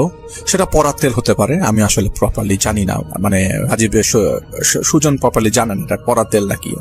তো তেমন ভয় ছিল না, কারণ সাথে রাজীব ছিল, দুজন একসাথেই। আর রাতও অনেক, যে জায়গায় গেছে সেখানে সব কবর, সেখানে সব কবরের জায়গা। তো কবিরাজের বাসা থেকে 30-40 মিনিটের রাস্তা। একটা সময় কবরের কাছাকাছি চলে আসলো তারা দুজন, এবং পরিবেশটা একদম নীরব ছিল, কোনো মানুষজন ছিল না। এতটাই নীরব ছিল যে ভালো মানুষকেও পাওয়ার জন্য যথেষ্ট, মানে ভালো মানুষকেও ভয় পাওয়ার জন্য যথেষ্ট, মানে সাহসী মানুষও ভয় পেয়ে যেত যারা। রাজীব এবং সুজন, রাজীব সহজে ভয় পাওয়ার ছেলে না, গ্রামের ছেলে, তো বুঝাই যায় যে অনেক সাহসী। তো দুজন মিলে যখন কবরস্থানের পাশে আসে এবং ওই চিহ্ন দিয়ে রেখে গেছিল আগেই, সেটা চিহ্নটা বুঝে যায় এবং 1-2টা কোদাল সবসময় সাথে থাকে যেটা দিয়ে কবর করা হয়। রাজীব তার সাথে ছুরি দিয়ে ওই কোদাল দিয়ে কবরটা খুঁড়তে থাকে। কিছুক্ষণ খোদার পর আশপাশের পরিবেশটা এত ভয়ের ছিল যে বলার মতো না। আশেপাশে শিয়ালের ডাক শোনা যাচ্ছিল, ঝিঝি পোকার ডাক খুব প্রপারলি আসছিল। কিন্তু আশ্চর্যের বিষয় হচ্ছে নানা ধরনের কান্নার শব্দ পাওয়া যাচ্ছিল। রাজীব তো কবর আইডেন্টিফাই করেই ফেলেছিল এবং সে যে জায়গাটায় মাথা দেয়া সেই জায়গাটায় খুঁড়তে শুরু করে, পুরাটা খোঁড়া শুরু করে। পুরাটা খোঁড়ে নিশে একটা সময় যখন রাজীব খোঁড়াখড়ির একদম চূড়ান্ত পর্যায়ে, তখনই শব্দ পাচ্ছিল ওরা, কান্নার শব্দ। রাজীব যতটা ভয় পেয়েছে সুজন অতটা ভয় পায়নি। একটা পর্যায়ে শরীর কাঁপাকাঁপি ধরে যায়। তো সুজন রাজীবকে বলে যে ভাই বাদ দে, দরকার নাই, এসব চলে যাই। রাজীব তার কথায়, মানে কবিরাজের নেশা, এমন নেশা ধরেছে যে ওর কথায় কানে না দিয়ে ওর কাজ করছে। আর এদিকে সুজনের শরীর ঘেমে অস্থির অবস্থা, মাটি খুঁড়ে পড়ে মাথা বের করে ফেললো। একটা পর্যায়ে যখন ছুরি চাইলো, সুজন কাঁপতে কাঁপতে ছুরিটা নিল। কবিরাজ বলেছিল এক পোজ দিয়ে কেটে আনতে হবে। তো রাজীব যখন ছুরি নিয়ে নামে, মেয়েটার কাপড় সরিয়ে চুল ধরে প্রথম পোজ দেওয়ার সাথে সাথেই কাফনের কাপড় সরিয়ে আর কি, কবর থেকে 100 গুণ শব্দ করে কিভাবে জানি প্রতিটা কবর কান্না করছিল। আশপাশের প্রতিটা কবরের পাশ থেকে মৃত মানুষের কান্না আসছিল। প্রত্যেকটা কান্না আলাদা আলাদা শব্দ, স্বাভাবিক না, এটা অস্বাভাবিক শব্দ। প্রতিটা কবর থেকে কান্নার শব্দ আসবে কিভাবে? তখন ভয়টা 100 গুণ বেড়ে যায়। এখানে কোনো মানুষ ঠিকভাবে থাকতে পারবে না। ওরা দুজনও পারেনি। শুধু রাজীবকে বলে যে তুই কি যাবি না, কাপা কাপা গলায় বলে তুই কি যাবি? রাজীব বলল ভয় পাস না, আমি আছি। রাজীব ওর কাজে মন দিল। আশেপাশে কি হলো সেটা ওর দেখার সময় নেই, অথচ সৌজনের অবস্থা খুব খারাপ। কারণ এইটা ওকে শিখতেই হবে। এরপর মাথাটা না নিয়ে গেলে শেখাবে না সেই কবিরাজ, সেটা বারবার বলছিল। তো সুজন কিছুটা সাহস করে দাঁড়িয়েছিল, কিন্তু প্রত্যেকটা কবর থেকে কান্নার শব্দ আসছে। তো যখনই মাথা ধরতে যাবে তখনই দেখলো যে প্রত্যেকটা কবর থেকে বাজে চেহারার, কুৎসিত চেহারার কিছু অবয়ব তাদের দিকে অগ্রসর হচ্ছে এবং অন্ধকারেও সেটা দেখা যাচ্ছিল। তাদের ভালো মানুষ অথবা সুস্থ মানুষ দেখলে সাথে সাথে অসুস্থ হয়ে যাবে। অবস্থা এতটাই খারাপ হয়ে গেল যে তারা চাইছিলেন, রাজীব সুজন চাইছিল না থাকতেন। যাই হোক, সেটা তো আগের থেকেই বলে দিয়েছিল কবিরাজ যে ভয় পাওয়া যাবে না, পেছনে ফেরা যাবে না, দৌড় দেওয়া যাবে না, যাই হোক না কেন। তো এইসব দেখার পর এক মুহূর্ত সেখানে ঠিক থাকতে পারেনি সুজন, কারণ সুজন সাধারণ মানুষ। ওখানেই আসলে ভয়ে সে প্যান্টে টয়লেট করে দেয়, কিন্তু সে জানে না তার জায়গা অন্য কেউ থাকলে কে কি করতো। তার খুব জানার ইচ্ছা, যখন এরকম দেখা যাবে প্রতিটা কবর থেকে কেউ উঠে আসছে এবং সেটা আপনার দিকে আসছে এবং সেগুলোর চেহারা খুবই কুৎসিত, তখন সাধারণ মানুষ কি করতো সুজন সেটা জানতে চায় আর কি। যাই হোক, সেখানে রীতিমতো রাজীবকে রেখে সে পালিয়ে যায় রাতে। এরপরে কি হয়েছে সেটা আর জানারা। রাজীব যেটা তাকে বলে, সে সুজন যখন পালিয়ে যায় সে জায়গা থেকে, রাজীব মাথা এক পাশে রেখে কবর থেকে যখন উঠে আসবে তখন ওর পা ধরে কেউ কবরের ভেতর টান দেয়।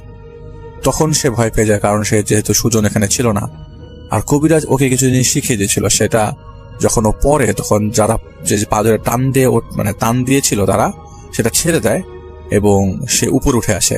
পরে মাটি যেভাবে ছিল সেভাবে সেটা রেখে, ওর যে কাজ ভয়ে ছিল, কিন্তু পরবর্তী সময়ে সেই কাটা মাথাটা সে কাফনের কাপড়ে পেঁচিয়ে সেটা একটা ব্যাগে ভরে সে নিয়ে আসতে যাবে। এমন সময় ওর পেছন থেকে নাকি এরকম 100টা গলার লোক একসাথে কথা বললে যেরকম শোনা যায়, ঠিক সেভাবেই শোনা যাচ্ছিল। এরকম শোনা যাচ্ছিল, মাথাটা রেখে যা, বড় ক্ষতি হবে। রাজীব এসব কথায় কান্না দিয়ে ওই জায়গা থেকে বেরিয়ে আসে।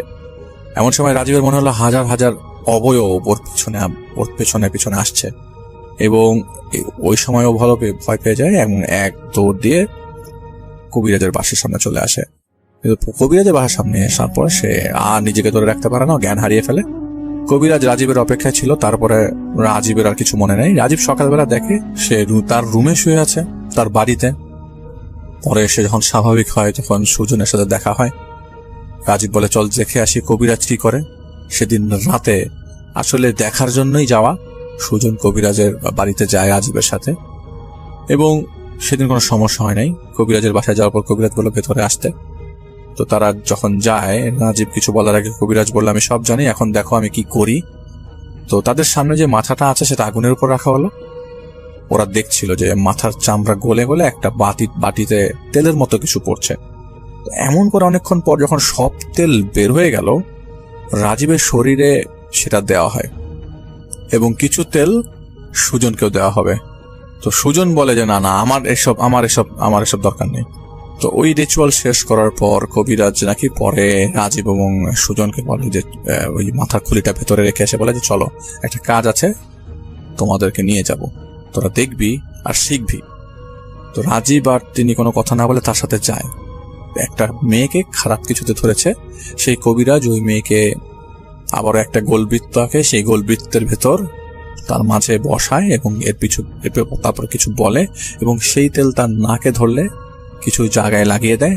পরে দেখো ওই মেয়ে কেমন পাগলের মতো করছিল আর বলছিল আমাকে ছেড়ে দিয়ে আমি চলে যাব। পরে কবিরাজ ওই মেয়েকে ভালো করে দেয় আর কিছুদিন পর রাজীবের থেকে শোনা যায় যে কবিরাজকে কাদা পানির মধ্যে ওপর করে কেউ গেড়ে গেছে। মারার আগে রাজীবকে অনেক কিছু শিখিয়ে গেছে, অনেক কষ্ট দিয়ে মেরেছে কবিরাজকে। এবং সুজন রাজীবকে বলল যে তুই সাবধানে থাকিস। তার 2 মাস পর মানে সুজন শোনে রাজীবকে কবিরাজের মতো কেউ গেড়ে গেছে। জানা যায় না কেমন করেছে, এটা তার একদম ক্লোজেস্ট ফ্রেন্ড। এবং তিনি আর পরে ভয় দেখতে যায় না, কারণ এরপর থেকে এইসব জিনিস দেখতে যাওয়া তিনি বন্ধ করে দিয়েছে। বাসা থেকে বের হচ্ছিল না অনেকদিন যাবৎ। এবং কাছের বন্ধুকে তো আর সে ফিরে পাবে না, কিন্তু একদম একটা ফ্রেন্ডের সাথে সামনাসামনি একজন কবিরাজের সাথে তার এই জার্নিটা তার কাছে খুবই খুবই ট্র্যাজিক জার্নি। এবং সে আসলে দেখতো, কোনো কিছু করতো না, দেখার ইন্টেনশন ছিল, কিন্তু বুঝতো না যে এইটার যে পরিণতি কত খারাপ হতে পারে।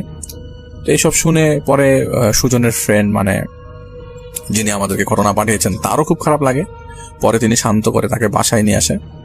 এবং ওই যে নানির বাড়িতে যে গেছিল, সে যখন পরে নানির বাড়ি থেকে ব্যাক করে এবং তার আম্মুকে কিছুদিন, তার আম্মু যখন তার বাসায়, সে যখন বাসায় আসে, তার মাও তো কিছু কবিরাজি কাজ পারতো, তখন তার মা তাকে ছেড়ে দেয় এবং পর থেকে তিনি মোরলেস সুস্থ হয়ে যায়। কিন্তু এইসব জিনিস থেকে সে 100 হাত 100 গজ দূরে, 100 মাইল দূরে। তিনি এই ঘটনাটা পায় হচ্ছে সুজন সাহেবের কাছ থেকে। এবং সুজন সাহেব নিজেই অল্প বয়স্ক ছেলে পেলে রক্ত গরমেরা এই জিনিসগুলো করতে যেই আসলে এইসব বিপদের সম্মুখীন হয়েছে। আসলে বিপদের সম্মুখীন যতটা হয়েছে রাজীব, তেমন সম্মুখীন হয়নি সুজন। সেজন্যই সুজন বলেছে যে আমার এক কাছের বন্ধু। হয়তো শুনলে মনে হয় এটা খুবই অস্বাভাবিক কিছু, কিন্তু অনেকেই কিন্তু এসব জিনিস করে এবং অনেকেই এইসব জিনিস চেয়ে বসে। কেউ দেখা যায় কোনো কিছুর স্বার্থ উদ্ধারের জন্য কাউকে শিখাবে বলে তাকে দিয়ে কোনো খারাপ কাজ করিয়ে ফেলে। এসব ভালো না, এই জিনিসগুলো ভালো না। এবং আপনারা শুনে ফেললেন আমাদের এই ঘটনাটি। আপনাদের সবাইকে সাদর আমন্ত্রণ জানাচ্ছি। আমি আহমেদ বাবু। আশা করি সবাই ভালো আছেন। আমি আল্লাহর রহমতে ভালো আছি আলহামদুলিল্লাহ। যেই ঘটনাটি আমাদের সাথে শেয়ার করেছেন আব্দুর রহমান তানভীর চট্টগ্রাম থেকে। ঘটনাটি ঘটেছিল তানভীরের পরিবারের সাথে। তানভীররা তখন একটা অ্যাপার্টমেন্ট কেনে। তানভীরের আব্বা শহরের কোনো একটা জায়গায় একটা অ্যাপার্টমেন্ট কেনেন, কিন্তু সেই অ্যাপার্টমেন্টটা কমপ্লিট হচ্ছিল না, তখনও কাজ চলছিল। তো অ্যাপার্টমেন্টটার কাছাকাছি একটা জায়গায়, মানে সেই শহরের ওই অংশটাতে তার বাবা একটা বাসা ভাড়া নেন, যাতে তিনি এখান থেকেই অফিস করতে পারেন আর ছেলেকে স্কুলে দিলে যাতে পরবর্তীতে তাদের অ্যাপার্টমেন্টে শিফট হলেও মোটামুটি এখান থেকেই চলাফেরা করা যায়। তো এই জন্য ওটার কাছাকাছি জায়গায় একটা অ্যাপার্টমেন্ট ভাড়া নেন তার বাবা। তো অ্যাপার্টমেন্টটা যেখানে ভাড়া নিয়েছিলেন সেই জায়গাটা একটু অন্যরকম, সেটা বর্ণনা দেওয়া দরকার। মূল সড়ক থেকে, মানে মূল রাস্তা থেকে আসলে একটা কর্নারে চলে আসতে হয়, যে জায়গাটা মোটামুটি নীরব থাকে এবং তার পায়ে যে একটা চিকন গলি ঢুকে গেছে এবং সেই গলিটা ইট সোয়ালিং করা, মানে পুরোপুরি পাকা গলি না, সেই গলির শেষ মাথার দিকে যেই বাসাটা, এবং তার পাশে কিন্তু বেশ মানে ঝোপ জঙ্গল চলে গেছে। অন্যরকম একটা দূরে একটা ছোট টিলার মতো আছে। বেশ অন্যরকম একটা পরিবেশ, নীরব হয়ে যায় রাতের বেলা, একদম নিঝুম, মানে ওই জায়গাটার মধ্যে ঝিঝি পোকা ডাকে এরকম একটা অবস্থা। যাই হোক, সেইখানে একটা অ্যাপার্টমেন্ট ভাড়া নেন তার বাবা। এবং যেই বাড়িটা তিনি ভাড়া নিয়েছেন সেটা খুব নতুন তৈরি না, বেশ পুরনো তৈরি। তিনি যখন গিয়েছিলেন বাসাটা ভাড়া নিতে, তখন দেখেছিলেন বাসাটা মোটামুটি মানে আর কি অব্যবহৃত, মানে কেউ ভাড়া থাকছে না, খালি বাসা। তো এটা তার কাছে একটু অবাক লাগছিল যে একটা বাসা সাধারণত ভাড়া হয়ে যায় এখনকার সময়, শহরের কাছাকাছি বাসাগুলো খালি থাকে না, কিন্তু এই বাড়িটা খালি। পাশের অ্যাপার্টমেন্টে মানুষ আছে কিন্তু এইটাতে নাই, এটা খালি। তো তিনি মোটামুটি দেখেন যে, এবং ভাড়াও মোটামুটি রিজনেবল মনে হয়। তো তানভীরের আব্বা বাসাটা ভাড়া নিয়ে নেন। তো ভাড়া নিয়ে তানভীরদের নিয়ে সেই বাসায় ওঠেন। তো ওঠার পরে তারা সবাই মোটামুটি গুছিয়ে ফেলেন বাসা, তাদের মতো থাকা শুরু করেন। তানভীর স্কুলে যেত আসতো। তো তানভীরের কাছে যেটা মনে হতো এই বাসাটায় কেমন জানি তার একটা অন্যরকম অনুভূতি হতো ওঠার পর থেকেই। তার কাছে মনে হতো যে রাতে যখন সে ঘুমায় থাকতো, মানে যখন ঘুমাতে যেত, তার রুমটার আশপাশ দিয়ে সামনে একটা বারান্দা ছিল অ্যাকচুয়ালিতে, সেই বারান্দা আর তার মানে দরজা আর কি, যেটা তার ঘরের দরজা বেরোলে একটু ফাঁকা জায়গা, তারপর হচ্ছে ড্রয়িং রুম আর কি, ড্রয়িং রুমের পাশে ডাইনিং স্পেস। তার কাছে কেন জানি মনে হতো বারান্দা দিয়ে কেউ দৌড়ালো, মানে দৌড় দিল, দৌড়ের শব্দ পেত এবং মনে হতো যে দৌড়ে কোনোভাবে তার রুমের ভেতর দিয়ে এই পাশে চলে আসছে কেউ। তো জিনিসটা একটু অবাক লাগতো তানভীরের কাছে যে কে দৌড়ায় রাতের বেলা, আর এইভাবে তার রুমের ভেতর দিয়ে কিভাবে আসতো, সে দরজা লাগায় রাখতো। মনে হতো যে বারান্দা দিয়ে কেউ দৌড় দিয়ে এসে তার রুমের দরজার সামনে দিয়ে বের হয়ে চলে গেল কেউ, এটা মনে হতো। এবং সে প্রায় শব্দ পেত ডাইনিং স্পেসে কেউ হাঁটাচলা করছে। তো মাঝে মাঝে সে মনে করতো যে তার আম্মু মনে হয় হাঁটাচলা করে, রাতের বেলা উঠে হয়তো পানি নেয় বা কিছু নেয় এখান থেকে, তিনি মনে করতেন এটা। এই মনে করেই তানভীর ঘুমাতো। তো এছাড়াও আরেকটা তার ফিল হতো ওই বাসায় থাকলে, যে যখন পড়ার টেবিলে বসতো মনে হতো যে বারান্দায় কেউ আছে। মানে সে যখন পড়ছে টেবিলে, তার কাছে মনে হতো জানালার কাছে কেউ দাঁড়ায় আছে এবং মনে হচ্ছে তাকে দেখতেছে। তো এইটা মনে তানভীর অনেক সময় দেখা যেত যে এই ব্যাপারটা ইগনোর করতো। তারপর হঠাৎ করে সে যখন মনে হতো যে মানে তার মানে একটা অন্যরকম ফিল লাগে মানুষের কাছে কিন্তু, যে আই এম বিং ওয়াচড, এরকম বেশি মনে হলে সে উঠে গিয়ে বারান্দার দরজাটা খুলে তাকাতো, দেখতো যে বারান্দা একদম ফাঁকা, কেউ নাই, খাঁকা করতেছে চারিদিকটা। তো এরকম ফিল নিয়েই সে থাকতো। আর সে মনে করতো যে এগুলো হয়তো তার মনের ভুল, কারণ একটা বাসায় উঠছে, নতুন বাসা, পেছন দিকটা খালি, খাঁকা করতেছে। মনে করতো যে হয়তো একটা অন্যরকম ফিল হতেই পারে এরকম, আর শব্দ হয়তো নিচে হয় বা পাশের ফ্ল্যাটে করে, সেটাই মনে হয় এখানে আসে। তো এরকম ফিল তার কাছে মনে হইতো, দেখে সে আর এটার পরে গায়ে লাগায়নি। সে নিজের মতো এগুলোর রেশনাল এক্সপ্লেনেশন বের করে নিয়েছিল যে হয়তো এই কারণেই মানুষ হাঁটাহাঁটি করে এইসব শব্দ হয়। তো এইভাবেই তানভীরের দিনকাল কেটে যাচ্ছিল। তো তানভীর যখন স্কুলে যেত, যাওয়ার সময় তাদের গলি শেষ হয়ে বাই যখন মোড় নিয়ে যেত মূল রাস্তাটা দিয়ে, তো তখন ওইখানে একটা দোকান ছিল। তো দোকানে সে একটা ছেলেকে বসতে দেখতো। ওই ছেলেটা তানভীরের থেকে একটু বড় বয়সে। তো তাদের আসলে এটা পারিবারিক দোকান, তার বাবার দোকান আর কি। তো ছেলেটা বসতো এখানে। তো তানভীরের সাথে মোটামুটি গল্প গুজব করতো মাঝে মাঝে। তানভীর যাওয়ার সময় এখানে দাঁড়াইতো, আসার সময় দাঁড়াইতো, হাসি খুশি টাইপের একটা ছেলে। তো একদিন তানভীর স্কুল থেকে আসতে যেয়ে দেখলো যে ওই দোকানের ঝাঁপ নামানো এবং ওই তাদের গলির মাথার ওই জায়গায় বিশাল হট্টগোল, মানুষজন। তো তানভীর এসে ওখানে জিজ্ঞেস করে যে কি হয়েছে। তো মানুষজন বলতেছে যে এখানে ওই ছেলেটা অ্যাক্সিডেন্ট করছে, যে ছেলেটা ওখানে কাজ করতো আর কি। তো তানভীরের কাছে একটু মানে ধক করে লাগলো বুকের মধ্যে, কারণ সে ছেলেটার সাথে কথাবার্তা বলে এবং আজকেও সকালে কথা বলে গেছে যাওয়ার সময় হাসি খুশি। সে চিন্তা করলো কিভাবে হলো, বলতেছে যে এরকম বাসায় যাচ্ছিল, এখান থেকে একটা মানে লেগুনা এসে এরকম ধাক্কা দিছে, মানে তার মানে অবস্থা খারাপ। তো বলছে, তারপর বলে যে এখন ওকে নিয়ে যাবে মানে হাসপাতালে নিয়ে যাবে, ওখানে তার হবে নাকি, ময়নাতদন্ত হবে আর কি। তো এটা শুনে তানভীর আসলে তখন সে মানে হাই স্কুলের শেষ ক্লাসে পড়ে, তার কাছে এই জিনিসটা খুব একটা স্বাভাবিক মনে হয় নাই, মনের মধ্যে ধুকধুক করতে লাগলো। তো সে হেঁটে গেল ওই বাসার সামনে, যে বাসায় ছেলেটা থাকতো। তোদের বাসায় যে দেখতেছে গেটের সামনে বিশাল হট্টগোল, মানুষজন, অনেক কান্নাকাটির শব্দ আসতেছে এরকম।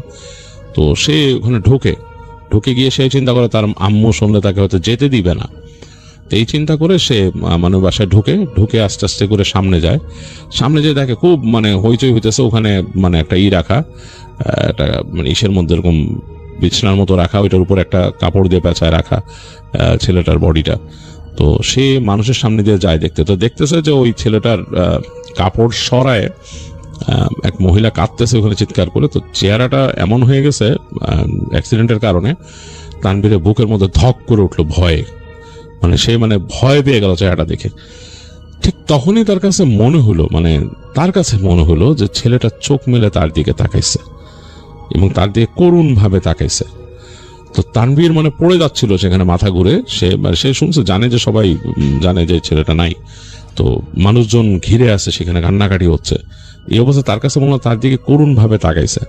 তো এটা দেখে তানভীর মানে কেমন জানি তার মাথা ঘুরে উঠছিল, সে পড়ে যাচ্ছিল। কোনো মতো নিজেকে সামলাই নিয়ে আবার তাকায় দেখলো যে হ্যাঁ, মনে হচ্ছে তার দিকে তাকায় আছে। তো সে একজনকে এরকম ধাক্কা দিয়ে বলছে, দেখেন তো কি তাকায় আছে নাকি। তো সেই লোকটা তার দিকে তাকাইলো এবং ছেলেটার দিকে তাকায় বলে, কি বলেন উল্টাপাল্টা, জানতো এখান থেকে। তো তানভীর তাড়াতাড়ি মানে হেঁটে ওখান থেকে বেরোয় আসলো। তার আর কিছু বলার নেই, সে বিড়বিড় করে সে ধোয়া পড়তেছে আর হেঁটে হেঁটে যাচ্ছে, চিন্তা করতেছে কি। এই চিন্তা করতে করতে ধোয়া পড়তে সে হেঁটে চলে গেল বাসার দিকে। বাসায় গিয়ে সে সিঁড়িতে উঠতেছে, তার কাছে খুব খারাপ লাগতেছে, এখন মানে গা কেমন জানি লাগতেছে, মানে মনে হচ্ছে গাটা ভারী হয়ে যাচ্ছে এরকম লাগতেছে। তো সে তার বাসায় যে বেল দিল, তার আম্মা দরজা খুলছে। তার আম্মু জিজ্ঞেস করলো কি হয়েছে। তো বললো যে আমি একটু মানে দেখে আসছি, ওখানে ওই ছেলেটা এরকম ভাবে সে অ্যাক্সিডেন্ট হয়েছে এই সেই। তো তার আম্মা শুনে খুব দুঃখ প্রকাশ করলো, বললো যে আমি তাই তো বলি, ওখানে কেন এত চিৎকার হইতেছে এই সেই। আবার তাকে বললো, তুমি ওখানে যাও নাই তো।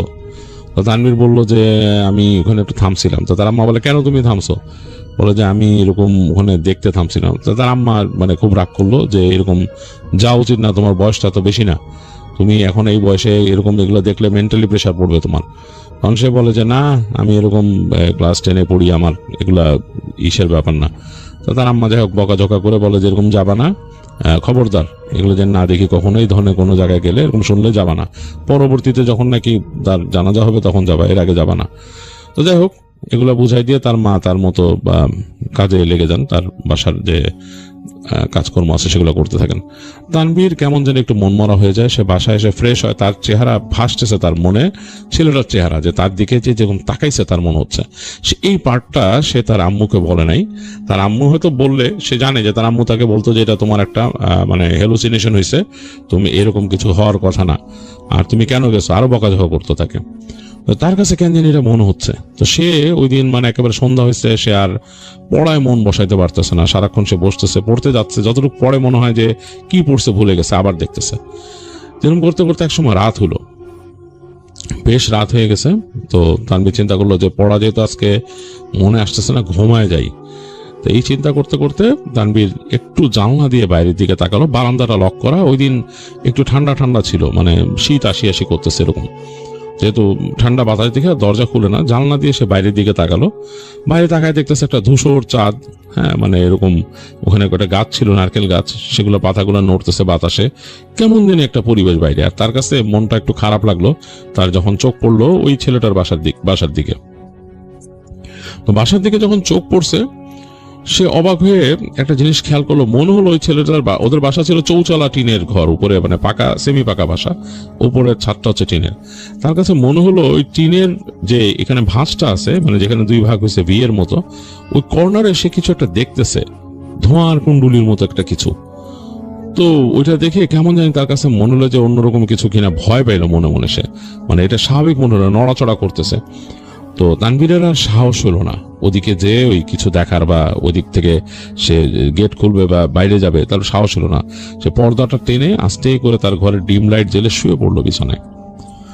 বিছানায় শুয়ে তানভীরের নানা চিন্তা আসতেছে, এটা কি দেখলো ওখানে ধোঁয়ার কুণ্ডুলির মতো, এরকম চিন্তা করতে করতে সে ঘুমায় যাবে। এই সময় হঠাৎ ইলেকট্রিসিটি চলে গেল। সে বুঝতে পারলো যে তার যে ঘরের যে ডিম লাইট বা জিরো পাওয়ারের যে বাতিটা ছিল সেটা নিভে গেছে, টপ করে নিভে গেল।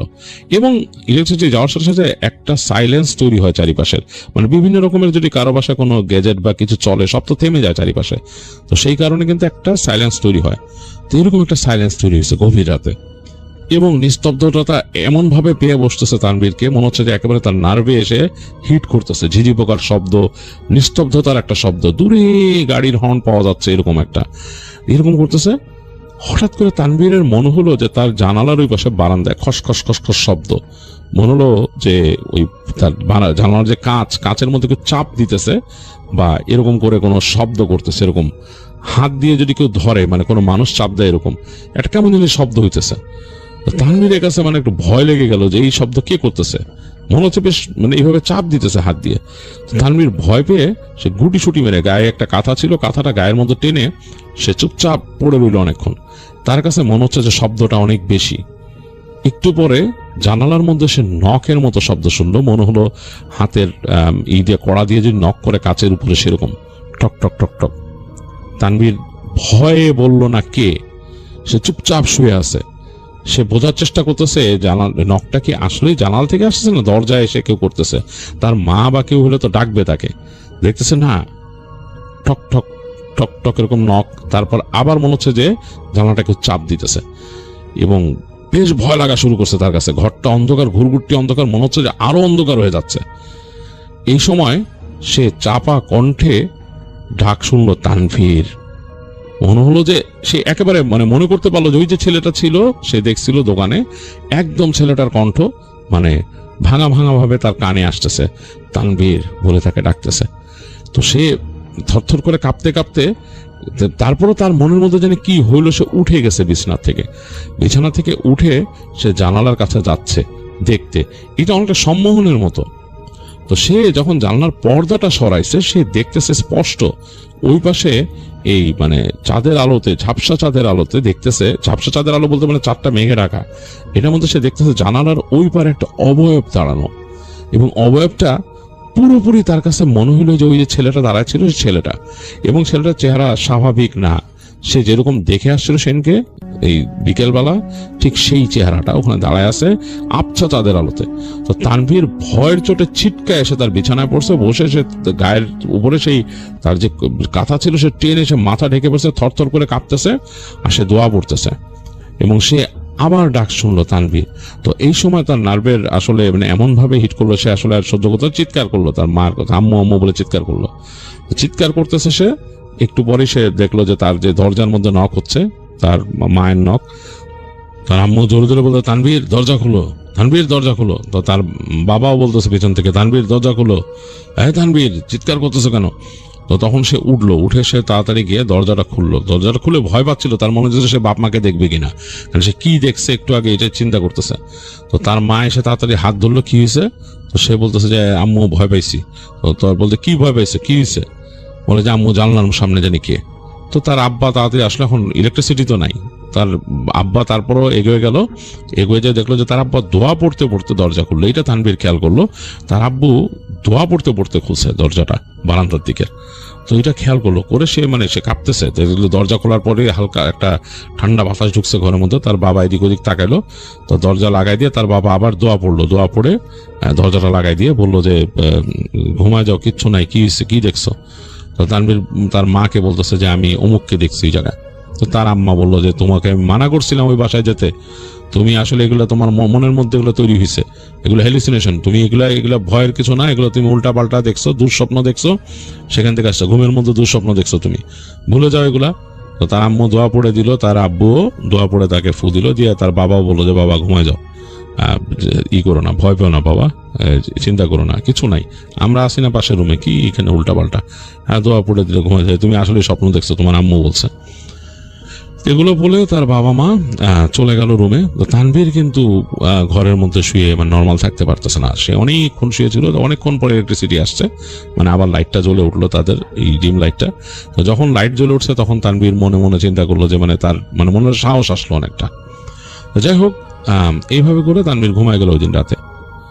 তো পরদিন উঠছে তানভীর উঠে তার মাকে বলতেছে যে রাতে কি হয়েছিল এই সেই। তো তার মা তাকে ওই একই ব্যাখ্যা দিচ্ছে যে তোমার হ্যালুসিনেশন হয়েছিল, তুমি ভুল জিনিস দেখছো, এটা তোমার দেখার কথা না, তুমি যেহেতু ওই দিন ওখান থেকে আসতেছিলা, ওখানে থামছো এবং তোমার কাছে দেখে মনে হয়েছে ভয় পাইছো তুমি, এই কারণে। তো এই কথা বলে তার মা বললো যে তুমি মানে ওই বাসাতে যাওয়ার আগে দিয়ে দোয়া পড়ে তারপর যাবা, আর ওদিকে তাকাবা না। এটাতে কত বড় একটা খারাপ জিনিস, মানে এরকম যে হঠাৎ করে এরকম জায়গায় যাওয়া, তোমার বয়সটা এখন কম। তার মা এগুলো বুঝে টুঝে দেয়, বলে দোয়া পড়ে তাকে তার মা বললো যেতে। তো তার মা কি মনে করে সে স্কুল যাওয়ার সময় তার মা বললো চলো আমি সাথে যাব, বলে তার আম্মা তাকে গলির মাথা পর্যন্ত এগিয়ে দিল। যেটা তানভীর একটু বিরক্ত হয়েছে, সে বড় হয়েছে, তার মা তাকে ওই পর্যন্ত এগিয়ে দিবে। তো এরপর দিন থেকে দেখলো যে তানভীর বাসায় এসে দেখলো যে তার আব্বু দোয়া লিখে ঝুলাই দিছে তার দরজার সামনে, তার যে বারান্দার দরজা ওখানে দোয়া লিখে ঝুলাই দিছে তার আব্বু। এবং তার আব্বু ওই যাওয়ার সময় প্রতিদিন রাত্রে ঘুমানোর আগে দোয়া দুরুদ পড়ে তাকে ফু দিয়ে যায়। তো তানভীরের কাছে ব্যাপারটা একটু অবাক লাগলো যে আব্বু কেন এরকম করতেছে, আগে তো এরকম করতো না। তার নানা বাড়ির কিছু স্মৃতি মনে পড়লো, নানা বাড়িতে এরকম হয়তো তার নানা পাহারা দিত তাকে রাতে ঘুমানোর সময় এরকম। তো এই জিনিসগুলো আসলে একটু অন্যরকম, ছোটবেলায় যেহেতু কিছু জিনিস সে দেখছে শুনছে তার নানা বাড়িতে, সেই এক্সপিরিয়েন্সগুলো তার মনের মধ্যে আবার রিকল হওয়া শুরু হইলো। এর মধ্যে তানভীরের বোন আসলো, তিনি পড়তেন ওখানে ইউনিভার্সিটিতে, এবং এর মধ্যে ছুটিতে আসলেন বাসায়। তো বাসায় আসার পরে তানভীরের রুমে তার বোনের থাকার জায়গা হলো। তো তানভীরকে পাঠায় দেওয়া হলো তার বাপ মার রুমে, সে ওখানে শুইতেছে এবং তানভীরের বোন বাসায় মানে তার রুমটা শুইতেছে। তো যেদিন তানভীরের বোন ওখানে শুয়েছে, তানভীরের বোন হঠাৎ চিৎকার করে উঠলো রাতের বেলা চিৎকার করে উঠছে এবং অনেক জোরে, এবং সেই চিৎকার তার তানভীরের বাবা মা তানভীর সবাই শুনছে। তো সবাই মিলে গেল সেখানে, যাওয়ার পর তানভীরের বোন বলতেছে যে এই বাসা ঠিক না, বাসার মধ্যে কোনো সমস্যা আছে, আব্বু ওই বাসার মধ্যে কোনো প্রবলেম আছে। তো তানভীর আব্বা বলে কেন, তোমার কাছে এটা কেন মনে হইতেছে? বলে আমি স্পষ্ট দেখছি রুমের মধ্যে কে জানি হাঁটা চলা করে, এবং শেষ পর্যন্ত আমার পা ধরে টান দিয়ে আমাকে খাট থেকে বের করে ফেলছে অনেকখানি। তো তার আব্বা বলা না এরকম না, তুমি দোয়া পড়ে শোনে, আর আমি তো ঘরের মধ্যে দোয়া পড়ে দিছি, কইলে আমি তো ওখান থেকে ওই খুলে রাখছি, ওগুলা কেমন লাগে দরজার মধ্যে এরকম তুমি লিখে রাখছো, এটা দেখলে কেমন লাগে, আমি খুলে রাখছি এখান থেকে, খুলে টেবিলের উপর রাখছিলাম। তো তানভীরের আব্বা গম্ভীর হয়ে গেলেন, বললেন যে এটা ঠিক করো নাই, তুমি এক কাজ করো, তানভীরকে ওই রুমে থাকতে দাও, আবার তুমি এখানে এসে ঘুমাও। তো তো তানভীরের বোন বেশ বিরক্ত এই ব্যাপারটা নিয়ে, এবং তিনি রাতের বেলা বলতো যে আমি তানভীরকে দেখে যাবো এসে।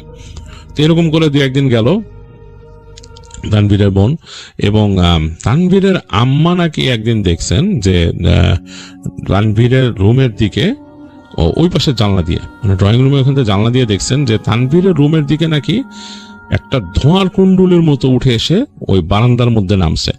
এটা তানভীরের আম্মা প্রথম দেখছেন, এবং দেখে তিনি প্রচন্ড ভয় পেয়েছেন। এবং এই ভয় পাওয়ার পর থেকে তানভীরের আম্মার মনের মধ্যে একটা কামড় দিয়ে রাখছিল, তিনি ছেলেকে খুব দোয়া দরুদ পড়ে রাখতেন, বাসার মধ্যে থাকলেও দোয়া দরুদ পড়তেন। তো একদিনকার ঘটনা, ওই দিন তানভীর স্কুল শেষে তার কোচিং এ গেছে, তার কোচিং করা শুরু হয়েছিল, সে কোচিং এ গেছে, দ্যাটস মিন তার আসতে রাত হয়ে যাবে, সন্ধ্যার পর হয়ে যাবে। তো তানভীর সন্ধ্যার পরে যখন বাসায় আসছে, তানভীর বাসায় এসে সিঁড়ি দিয়ে উঠতেছে, বাসাটা জানি তার কাছে কেমন লাগতেছে, মানে একেবারে অন্যরকম, মানে ডিফারেন্ট একটা ফিল লাগতেছে বাসায় ঢুকেই। তো সে তাদের বাসার অ্যাপার্টমেন্টের কাছে এসে দেখলো তাদের দরজাটা খোলা, তাদের অ্যাপার্টমেন্টের দরজাটা হাট করে খোলা। তো তানভীর মানে চরম মানে হয়ে গেছে, মানে ভয় পেয়ে গেছে সে। তো সে ঘরের মধ্যে যে উকি দিল, দেখলো যে তাদের ঘরের বাতিও জ্বালানো নাই, এবং তাদের ডাইনিং স্পেসের মধ্যে অনেকগুলো জিনিসপত্র ফ্লোরে পড়ে আছে, মানে তাদের ওখানে যে শেলফ ছিল, শেলফের থেকে অনেক কিছু ফ্লোরে পড়ে আছে। তো তানভীর তো প্রচন্ড ভয় পেয়েছে, সে চিন্তা করছিল যে দৌড় দিয়ে বের হয়ে যাবে ঘর থেকে, কিন্তু সে দৌড় দিয়ে না বের হয়ে সে জাস্ট পেছনে গিয়ে তাদের পাশের যে অ্যাপার্টমেন্ট ছিল ওখানে বেল দিল। তো ওই অ্যাপার্টমেন্টের সাথে আবার তার আম্মুর সাথে ওই যে আন্টির ভালো পরিচয় হয়েছিল আর কি, তানভীর আন্টি বলে। তো সেই বাসায় বেল দেওয়ার পর তার ওই দেখা গেল ওই আন্টি গেট খুলছে, বলছে বাবা তুমি আসো, তাড়াতাড়ি আসো। বাসায় আনলো, তো দেখলো যে তার আম্মু এখানে বসা, তার আম্মুর মাথার মধ্যে ওই ভদ্রমহিলা মনে হয় পানি পট্টি টাইপের দিয়ে রাখছে, কাপড় দিয়ে এরকম চাপ দিয়ে তিনি ধরে রাখছে। বলছে কি হয়েছে? তানভীর বলছে কি হয়েছে আম্মু? বলছে তুমি এখানে বসো, তোমার এখন শোনা লাগবে না। তো তানভীর তারপরে বলছে কি হয়েছে, তুমি এখানে এরকম, মানে কি ব্যাপার তুমি এখানে? তো সেই মহিলা বলতেছে যে বাবা তুমি বসো, তোমার এত চিন্তা করা লাগবে না, পরে শুনো, এখন বসো। এখন বলে যে বাসায় চলো, বলে যে না বাসায় যাওয়া যাবে না। বলতে বাসায় এরকম হয়ে রয়েছে কেন? তানভীর জিজ্ঞেস করছে বাসায় এরকম হয়ে রয়েছে কেন? বলে পরে বলবো না, তুমি বসো না। তার আম্মু তার একটু বকাই দিল মনে হলো। তো তানভীর বসে আছে ওখানে, কি করবো ওই বাসায়। তো একটু পরে দেখলো যে তানভীরের আব্বু আসছে, আসার পরে বললো যে কি ব্যাপার, কি হয়েছে। তো তানভীরের আব্বুকে তখন বলতেছে আর কি তানভীরের আম্মু, তানভীর শুনতেছে, তাকে বলছে ড্রয়িং রুমে বসতে। তো তানভীর শুনতেছে যে তানভীরের আম্মু নাকি ঘরের মধ্যে ছিল ওই দিন। তানভীর তো কোচিং এ, তার আব্বুও নাই, তার বোন তো চলে গেছে ওখান থেকে আবার ইউনিভার্সিটি সেই তাদের ডর্মে চলে গেছে। তো বাসার মধ্যে উনি একলা। সন্ধ্যার দিকে নাকি ওনার কাছে মনে হইতেছিল তানভীরের ঘরের মধ্যে কে মানে শব্দ করতেছে এটা ওইটা। তো তিনি তো জানেন যে তার ছেলে তো এই স্কুল থেকে যাবে, ওখান থেকে কোচিং এ চলে যাবে, তো ওখান থেকে কেউ নাই, ঘরের মধ্যে কে? তিনি মানে বেশ শব্দ পাচ্ছেন, এইটা ওইটা নাড়াচাড়া করার মতো শব্দ। তো তিনি নাকি হেঁটে ওই ইসের থেকে ডাইনিং স্পেস থেকে এসে তানভীরের রুমে তিনি ঢুকছেন, দরজাটা খোলা, মোচড় দিয়ে ঢুকছেন। তো ঢোকার পর তিনি দরজা খুলে দেখছেন কেউ নাই, ঘর পুরা খালি, এবং ওই যে তখন অলরেডি সন্ধ্যা হচ্ছে, আলো আধারিটা আছে। তো তিনি দরজাটা খোলা রেখে তিনি বের হয়ে আসছেন, এসে ড্রয়িং রুমের দিকে আসছেন। তখন তিনি শব্দ পেলেন ধাপ করে, তানভীরের দরজাটা মনে হলো খুব সজোরে লাগাই দিল কেউ, মানে খুব জোর দিয়ে ঠাস করে লাগাইছে। উনি কেঁপে উঠছেন শব্দে, কেঁপে উঠে থরথর করে কাঁপতেছেন। তখন নাকি উনি চিন্তা করছেন যে এটা কেমনে হলো, দরজা তো খোলা না, বাতাসও এরকম আসে নাই, কি ব্যাপার। তো এই চিন্তা করে তিনি ভয় পেয়েছেন। ভয় পেয়ে তিনি দোয়া পড়তে পড়তে তিনি যে তাদের ড্রয়িং রুমে বসছেন। তো ড্রয়িং রুমে বসে কিছুক্ষণ পর একটু ধাতস্থ হয়েছেন আর কি, নর্মাল। তো তখন তিনি তার টিভিটা অন করছেন। তো টিভি যখন অন করলেন, টিভিটা অন করার সাথে সাথে মনে হলো যে তাদের যে ওই দরজাটা, তানভীরের রুমের দরজাটা, ওটাকে খুললো আবার লাগাইলো, খুললো আবার লাগাইলো, এরকম 2-3 বার ধুপ ধাপ ধুপ ধাপ করে লাগাইলো। তো তার শরীরের সব রোম দাঁড়ায় গেছিল, তিনি ভয়ের চোটে উঠে দাঁড়াইছেন। সাথে সাথে ওনার টিভিটা অটোমেটিকলি অফ হয়ে গেছে। টিভিটা অফ হওয়ার সাথে সাথে ওনার যে কিচেনের যে শেলফের মধ্যে যে প্লেট যা ছিল ওগুলো সবগুলা ঠাস করে এসে পড়ছে সামনে, মানে ডাইনিং স্পেসের সামনে। তিনি ভয়ের চোটা দাঁড়াইতে না পেরে তিনি দৌড় দিয়েছেন, দৌড় দিয়ে দরজা খুলে বের হয়ে গেছেন। বের হয়ে যায় পাশের বাড়িতে ওনার ওই যে তিনি যে তাকে আপু ডাকতেন বা বোন ডাকতেন আর কি, সে বাড়িতে তাড়াতাড়ি তিনি কিল মারা শুরু করছেন দরজায়। তো তিনি খোলার পর তিনি বলছেন যে এরকম এরকম অবস্থা। তো সেই মহিলা তাকে বাসার মধ্যে ঢুকায় দরজা লাগাই দিয়েছেন, এবং তারপর তো তানভীর এসে যা দেখলো। তো এই ঘটনাগুলো শোনার পর মহিলা তখন বলতেছে যে পাশের বাড়ির যে ভদ্র মহিলা আর কি, তানভীর যে আন্টি ডাকে, তিনি তানভীরের আব্বাকে বললো যে ভাই আপনি কি এই বাড়ি সম্বন্ধে না জেনে উঠছেন? তখন তানভীরের আব্বা বলল যে আমি আসলে না জেনে উঠছি কি, আমার কাছে সন্দেহ হচ্ছে যে বাসাটার মধ্যে কিছু ব্যাপার আছে। তো মহিলা বলল যে হ্যাঁ ব্যাপার তো আছে, এই বাসায় কিন্তু কেউ থাকতে পারে না, আপনাদের আগে যে উঠছিল সে কিন্তু চলে গেছে এখান থেকে, এই বাসাটার মধ্যে সমস্যা আছে, মানে ওই অ্যাপার্টমেন্টে ওই স্পেসিফিক ওই জায়গায়। আমরা তো আছি যেহেতু আমাদের এখানে বন্ধ করা, আর আমাদের এখানে হয় না, এই পাশটাতে কেন জানি কিছু হয় না, ওইখানেই হয়, ওই অ্যাপার্টমেন্টটাতেই হয়, এবং এই কারণে মানে এগুলা। আর আপনাদের এখানে তো হঠাৎ করে মনে একটু বেশি হওয়া শুরু হলো, এরকম র্যাপিডলি কেন হইতেছে? তো বলছে বুঝতে পারলাম না। তানভীর আব্বা বললো আসলে দেখেন আমিও একটা জিনিস দেখছিলাম আসলে। বলে মানে? বলে আমি যখন এই বাসাটা ভাড়া নিয়েছিলাম, আমি প্রথম দিন যখন এসে পুরো বাসা খালি দেখতেছি যে কোথায় কি রাখবো প্ল্যান করতেছিলাম, তখন আমার কাছে হঠাৎ করে মনে হয়েছিল ওই যে তানভীরের রুমের যে জানালাটা, ওই জানালাটার দিকে মনে হয়েছিল কেউ দাঁড়ায় আছে ওইখানে জানালার ওই পাশে। তো আমি মানে পুরা ভালো মতো বুঝি নাই, কিন্তু মনে হচ্ছে কোনো একটা মানুষের মতো অবয়ব জানলার ওই পাশে কাচের উপরে দাঁড়ায় আছে, স্পষ্ট আমি বুঝছি। তা আমি দোয়া পড়ে চলে গেছি, কিন্তু বাসাটা আসলে ততক্ষণে আমি অ্যাডভান্স দিয়ে দিয়েছি বাসা নেওয়ার জন্য। তো ফট করে তো এরকম বাসা ছাড়া যায় না, আর আমি তো বলতে পারি না যে আমি এরকম কিছু দেখে বাসায় থাকবো না, এটা বললে তো কেমন কথা। অ্যাডভান্স দিয়ে দিছি, আর আমার তো আসলে কাজ হইতেছে অ্যাপার্টমেন্টের, কিন্তু খুব বেশি টাইম আমি থাকবো না। তো তখন ওই পাশের বাড়ির মহিলা বলে যে আপনি যদি থাকতে চান, যেহেতু এখানে ভাবি আছে, তারপর আপনার ছেলে আছে, ওরা তো ভয় পাবে, এক কাজ করেন আপনি বাসাটাকে বন্ধ করায় নিয়েন, আজকে রাত্রে আর বাসায় যাওয়ার দরকার নেই। তো এই বলে নাকি উনি ওনাদের বলে আমাদের বাসায় থাকেন আজকে আপনারা। তো যাই হোক, তানভীরের আব্বা যে বাসা তার বাড়ির গেটটা টেনে লক করে দেয়। তো তিনি যখন নাকি বাসা লক করতে গেছেন, তখন নাকি তার কাছে ভয় লাগতেছিল দেখে, মানে তিনি বাসার ভিতরে ঢুকেন নাই এমনকি ভয়, তার ভয় লাগতেছিল বাসার মধ্যে। তিনি জাস্ট দরজাটা টেনে লক করে দিয়ে চলে আসেন পাশের বাসায়। তো বাসার ওই মহিলা এবং তার হাজবেন্ড খুব ভালো লোক, তারা তাদেরকে ওই দিন আপ্যায়ন করে থাকতে দেন, তানভীর ওইখানেই থাকেন। পরদিন তানভীরের আব্বা গিয়ে মসজিদে যোগাযোগ করেন, মসজিদ থেকে ওখান থেকে ইমাম সাহেবকে বলেন যে এই বাসায় আমরা উঠছি, এরকম এরকম ব্যাপার। তো ইমাম সাহেব তিনি এবং তার সাথে একজন অ্যাসিস্ট্যান্ট নিয়ে বাসায় আসেন।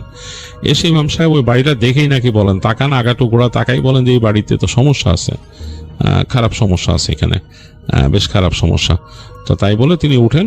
তো উঠে ওই বাড়িটার মধ্যে তিনি ঢুকেন, দোয়া পড়তে পড়তে ঢুকে তিনি ওই বাড়িটাকে বন্ধ করেন, মানে দোয়া দুরুদ পড়ে বন্ধ করেন। বলে যে এখানে খারাপ জিনিস আছে এবং এটা মানুষকে থাকতে দিতে চায় না, এবং সম্ভবত আপনার আগেও এখানে মানুষ তাড়াতাড়ি চলে গেছে এবং মানুষের এই ক্ষতি হয়, এখানে যারা থাকে তাদের সমস্যা করে এরা। আর বেসিক্যালি ভয় দেখায়, যদি এখানে আসলে মূল মালিক যদি থাকতো, সে হয়তো চেষ্টা করলে এটা পুরোপুরি তাড়াইতে পারতো এখান থেকে। তো তানভীর আব্বা বলে যে আমার ছেলে এরকম দেখছে এই ব্যাপার। তো তার ছেলেকে নিয়ে আসলো ইমাম সাহেবের সামনে। ইমাম সাহেব দেখে বললেন যে আসলে ওরা ভয় দেখাইছে, ওর মনে একটা ভয় ঢুকছিল ওইখান থেকে, মানে আপনার ছেলে বলছে ঘটনা আর কি কি হয়েছিল। বলে যে ওই যে ভয় ঢুকছিল, ওই ভয়টার থেকেই ওর মনের ওই ভয়টাকেই কাজে লাগাইছে, ওকে ভয় দেখাইছে ওই জিনিসটা দিয়ে। আসলে ওইটা তো আর কিছু না, ওখান থেকে কিছু আসে নাই, আপনার ছেলেকে ওইরকম সেই যা ভয় দেখাইছে। আর এদের কাজই হচ্ছে ভয় দেখানো। এই যে আপনার ওয়াইফের সামনে যে দরজা বাড়ি টাড়ি দিল, তখন যদি আপনার ওয়াইফ দোয়া দুরুদ পড়ে সামনে চলে যেত, তাহলে হয়তো সে কিছু করতে সাহসও পেত না, চলে যেত এখান থেকে। তো এরকম সাহস তো সবার নাই। তো আপাতত বন্ধ করে দিতেছি আমি বাসায়, আপনারা থাকেন, যতদিন থাকার থাকেন, যদি সাহস করে থাকতে পারেন, অসুবিধা নাই। দোয়া দুরুদ পড়বেন, নামাজ কালাম পড়বেন, বিসমিল্লাহ বলে ঢুকবেন ঘরে, দরজাটা মাগরিবের আগে বিসমিল্লাহ করে বন্ধ করে দিবেন, ঠিক মাগরিবের আজানের সময় বিসমিল্লাহ বলে টেনে বন্ধ করে দিবেন। যেই দরজা বিসমিল্লাহ বলে বন্ধ করা হয়, ওইটা কোনো শয়তান খুলতে পারে না, আর শয়তানের খোলার সামর্থ্য থাকে না। তো বিসমিল্লাহ বলে এটা বন্ধ করবেন, বাসায় ঢোকার আগে সালাম দিয়ে ঢুকবেন, ডান পা দিয়ে ঢুকবেন, আর নামাজ কালাম পড়বেন, সূরা বাকারা পড়বেন বাসার মধ্যে, সবসময় ইনশাআল্লাহ কোনো সমস্যা হবে না। তো এই বলে হুজুর বাসাটা বন্ধ করেন তার মতো, তিনি যেভাবে করে তিনি দোয়া দুরুদ পড়েন, পড়ে চলে যান। তানভীর ওই বাসায় আবার উঠে। তো এরপর ওই বাসায় মোটামুটি ওইরকম আর শব্দ পাইতো না, কিন্তু বারান্দায় হাঁটাহাঁটির শব্দটা তানভীরের কাছে মনেই হতো। তারা যথেষ্ট চেষ্টা করতো নিয়ম মেনে চলার বাসার ভিতরে, যা যা নিয়ম বলে গেছেন হুজুর, এবং আস্তে ধীরে তারা ওই বাসা ছেড়ে নাকি তাদের যে কেনা অ্যাপার্টমেন্ট সেটা চলে যায়, এবং সেটাতে ওঠার আগে তার বাবা ওই দোয়া দুরুদ ব্যবস্থা করে সেখানে, মানে সে নতুন অ্যাপার্টমেন্টে ওঠার আগে যেই জিনিসগুলো পালন করতে হয় দোয়া দুরুদ পড়ে ওঠার, সেভাবে করে পালন করে ওই বাড়িতে ওঠেন। ওই বাড়িতে নাকি তারা আর কোনো সমস্যা পায় নাই। প্রিয় লিসেনার, আপনারা যারা বুথ এফএম কে ভালোবাসেন, রাসেল ভাইকে ভালোবাসেন, তারা এই ভিডিওটিতে একটি লাইক করে দিবেন এবং চ্যানেলটিকে সাবস্ক্রাইব করে দিবেন। আমরা প্রতিনিয়ত আপনাদের জন্য ইমেল এপিসোডগুলো নিয়ে আসি, যেগুলো বাছাই করা, এবং আমরা সবসময় চেষ্টা করি ভালো ভালো এবং দারুণ দারুণ ভৌতিক কাহিনীগুলো আপনাদের কাছে উপহার দেওয়ার জন্য। তো চ্যানেলটিকে সাবস্ক্রাইব করে আমাদের সঙ্গেই থাকবেন।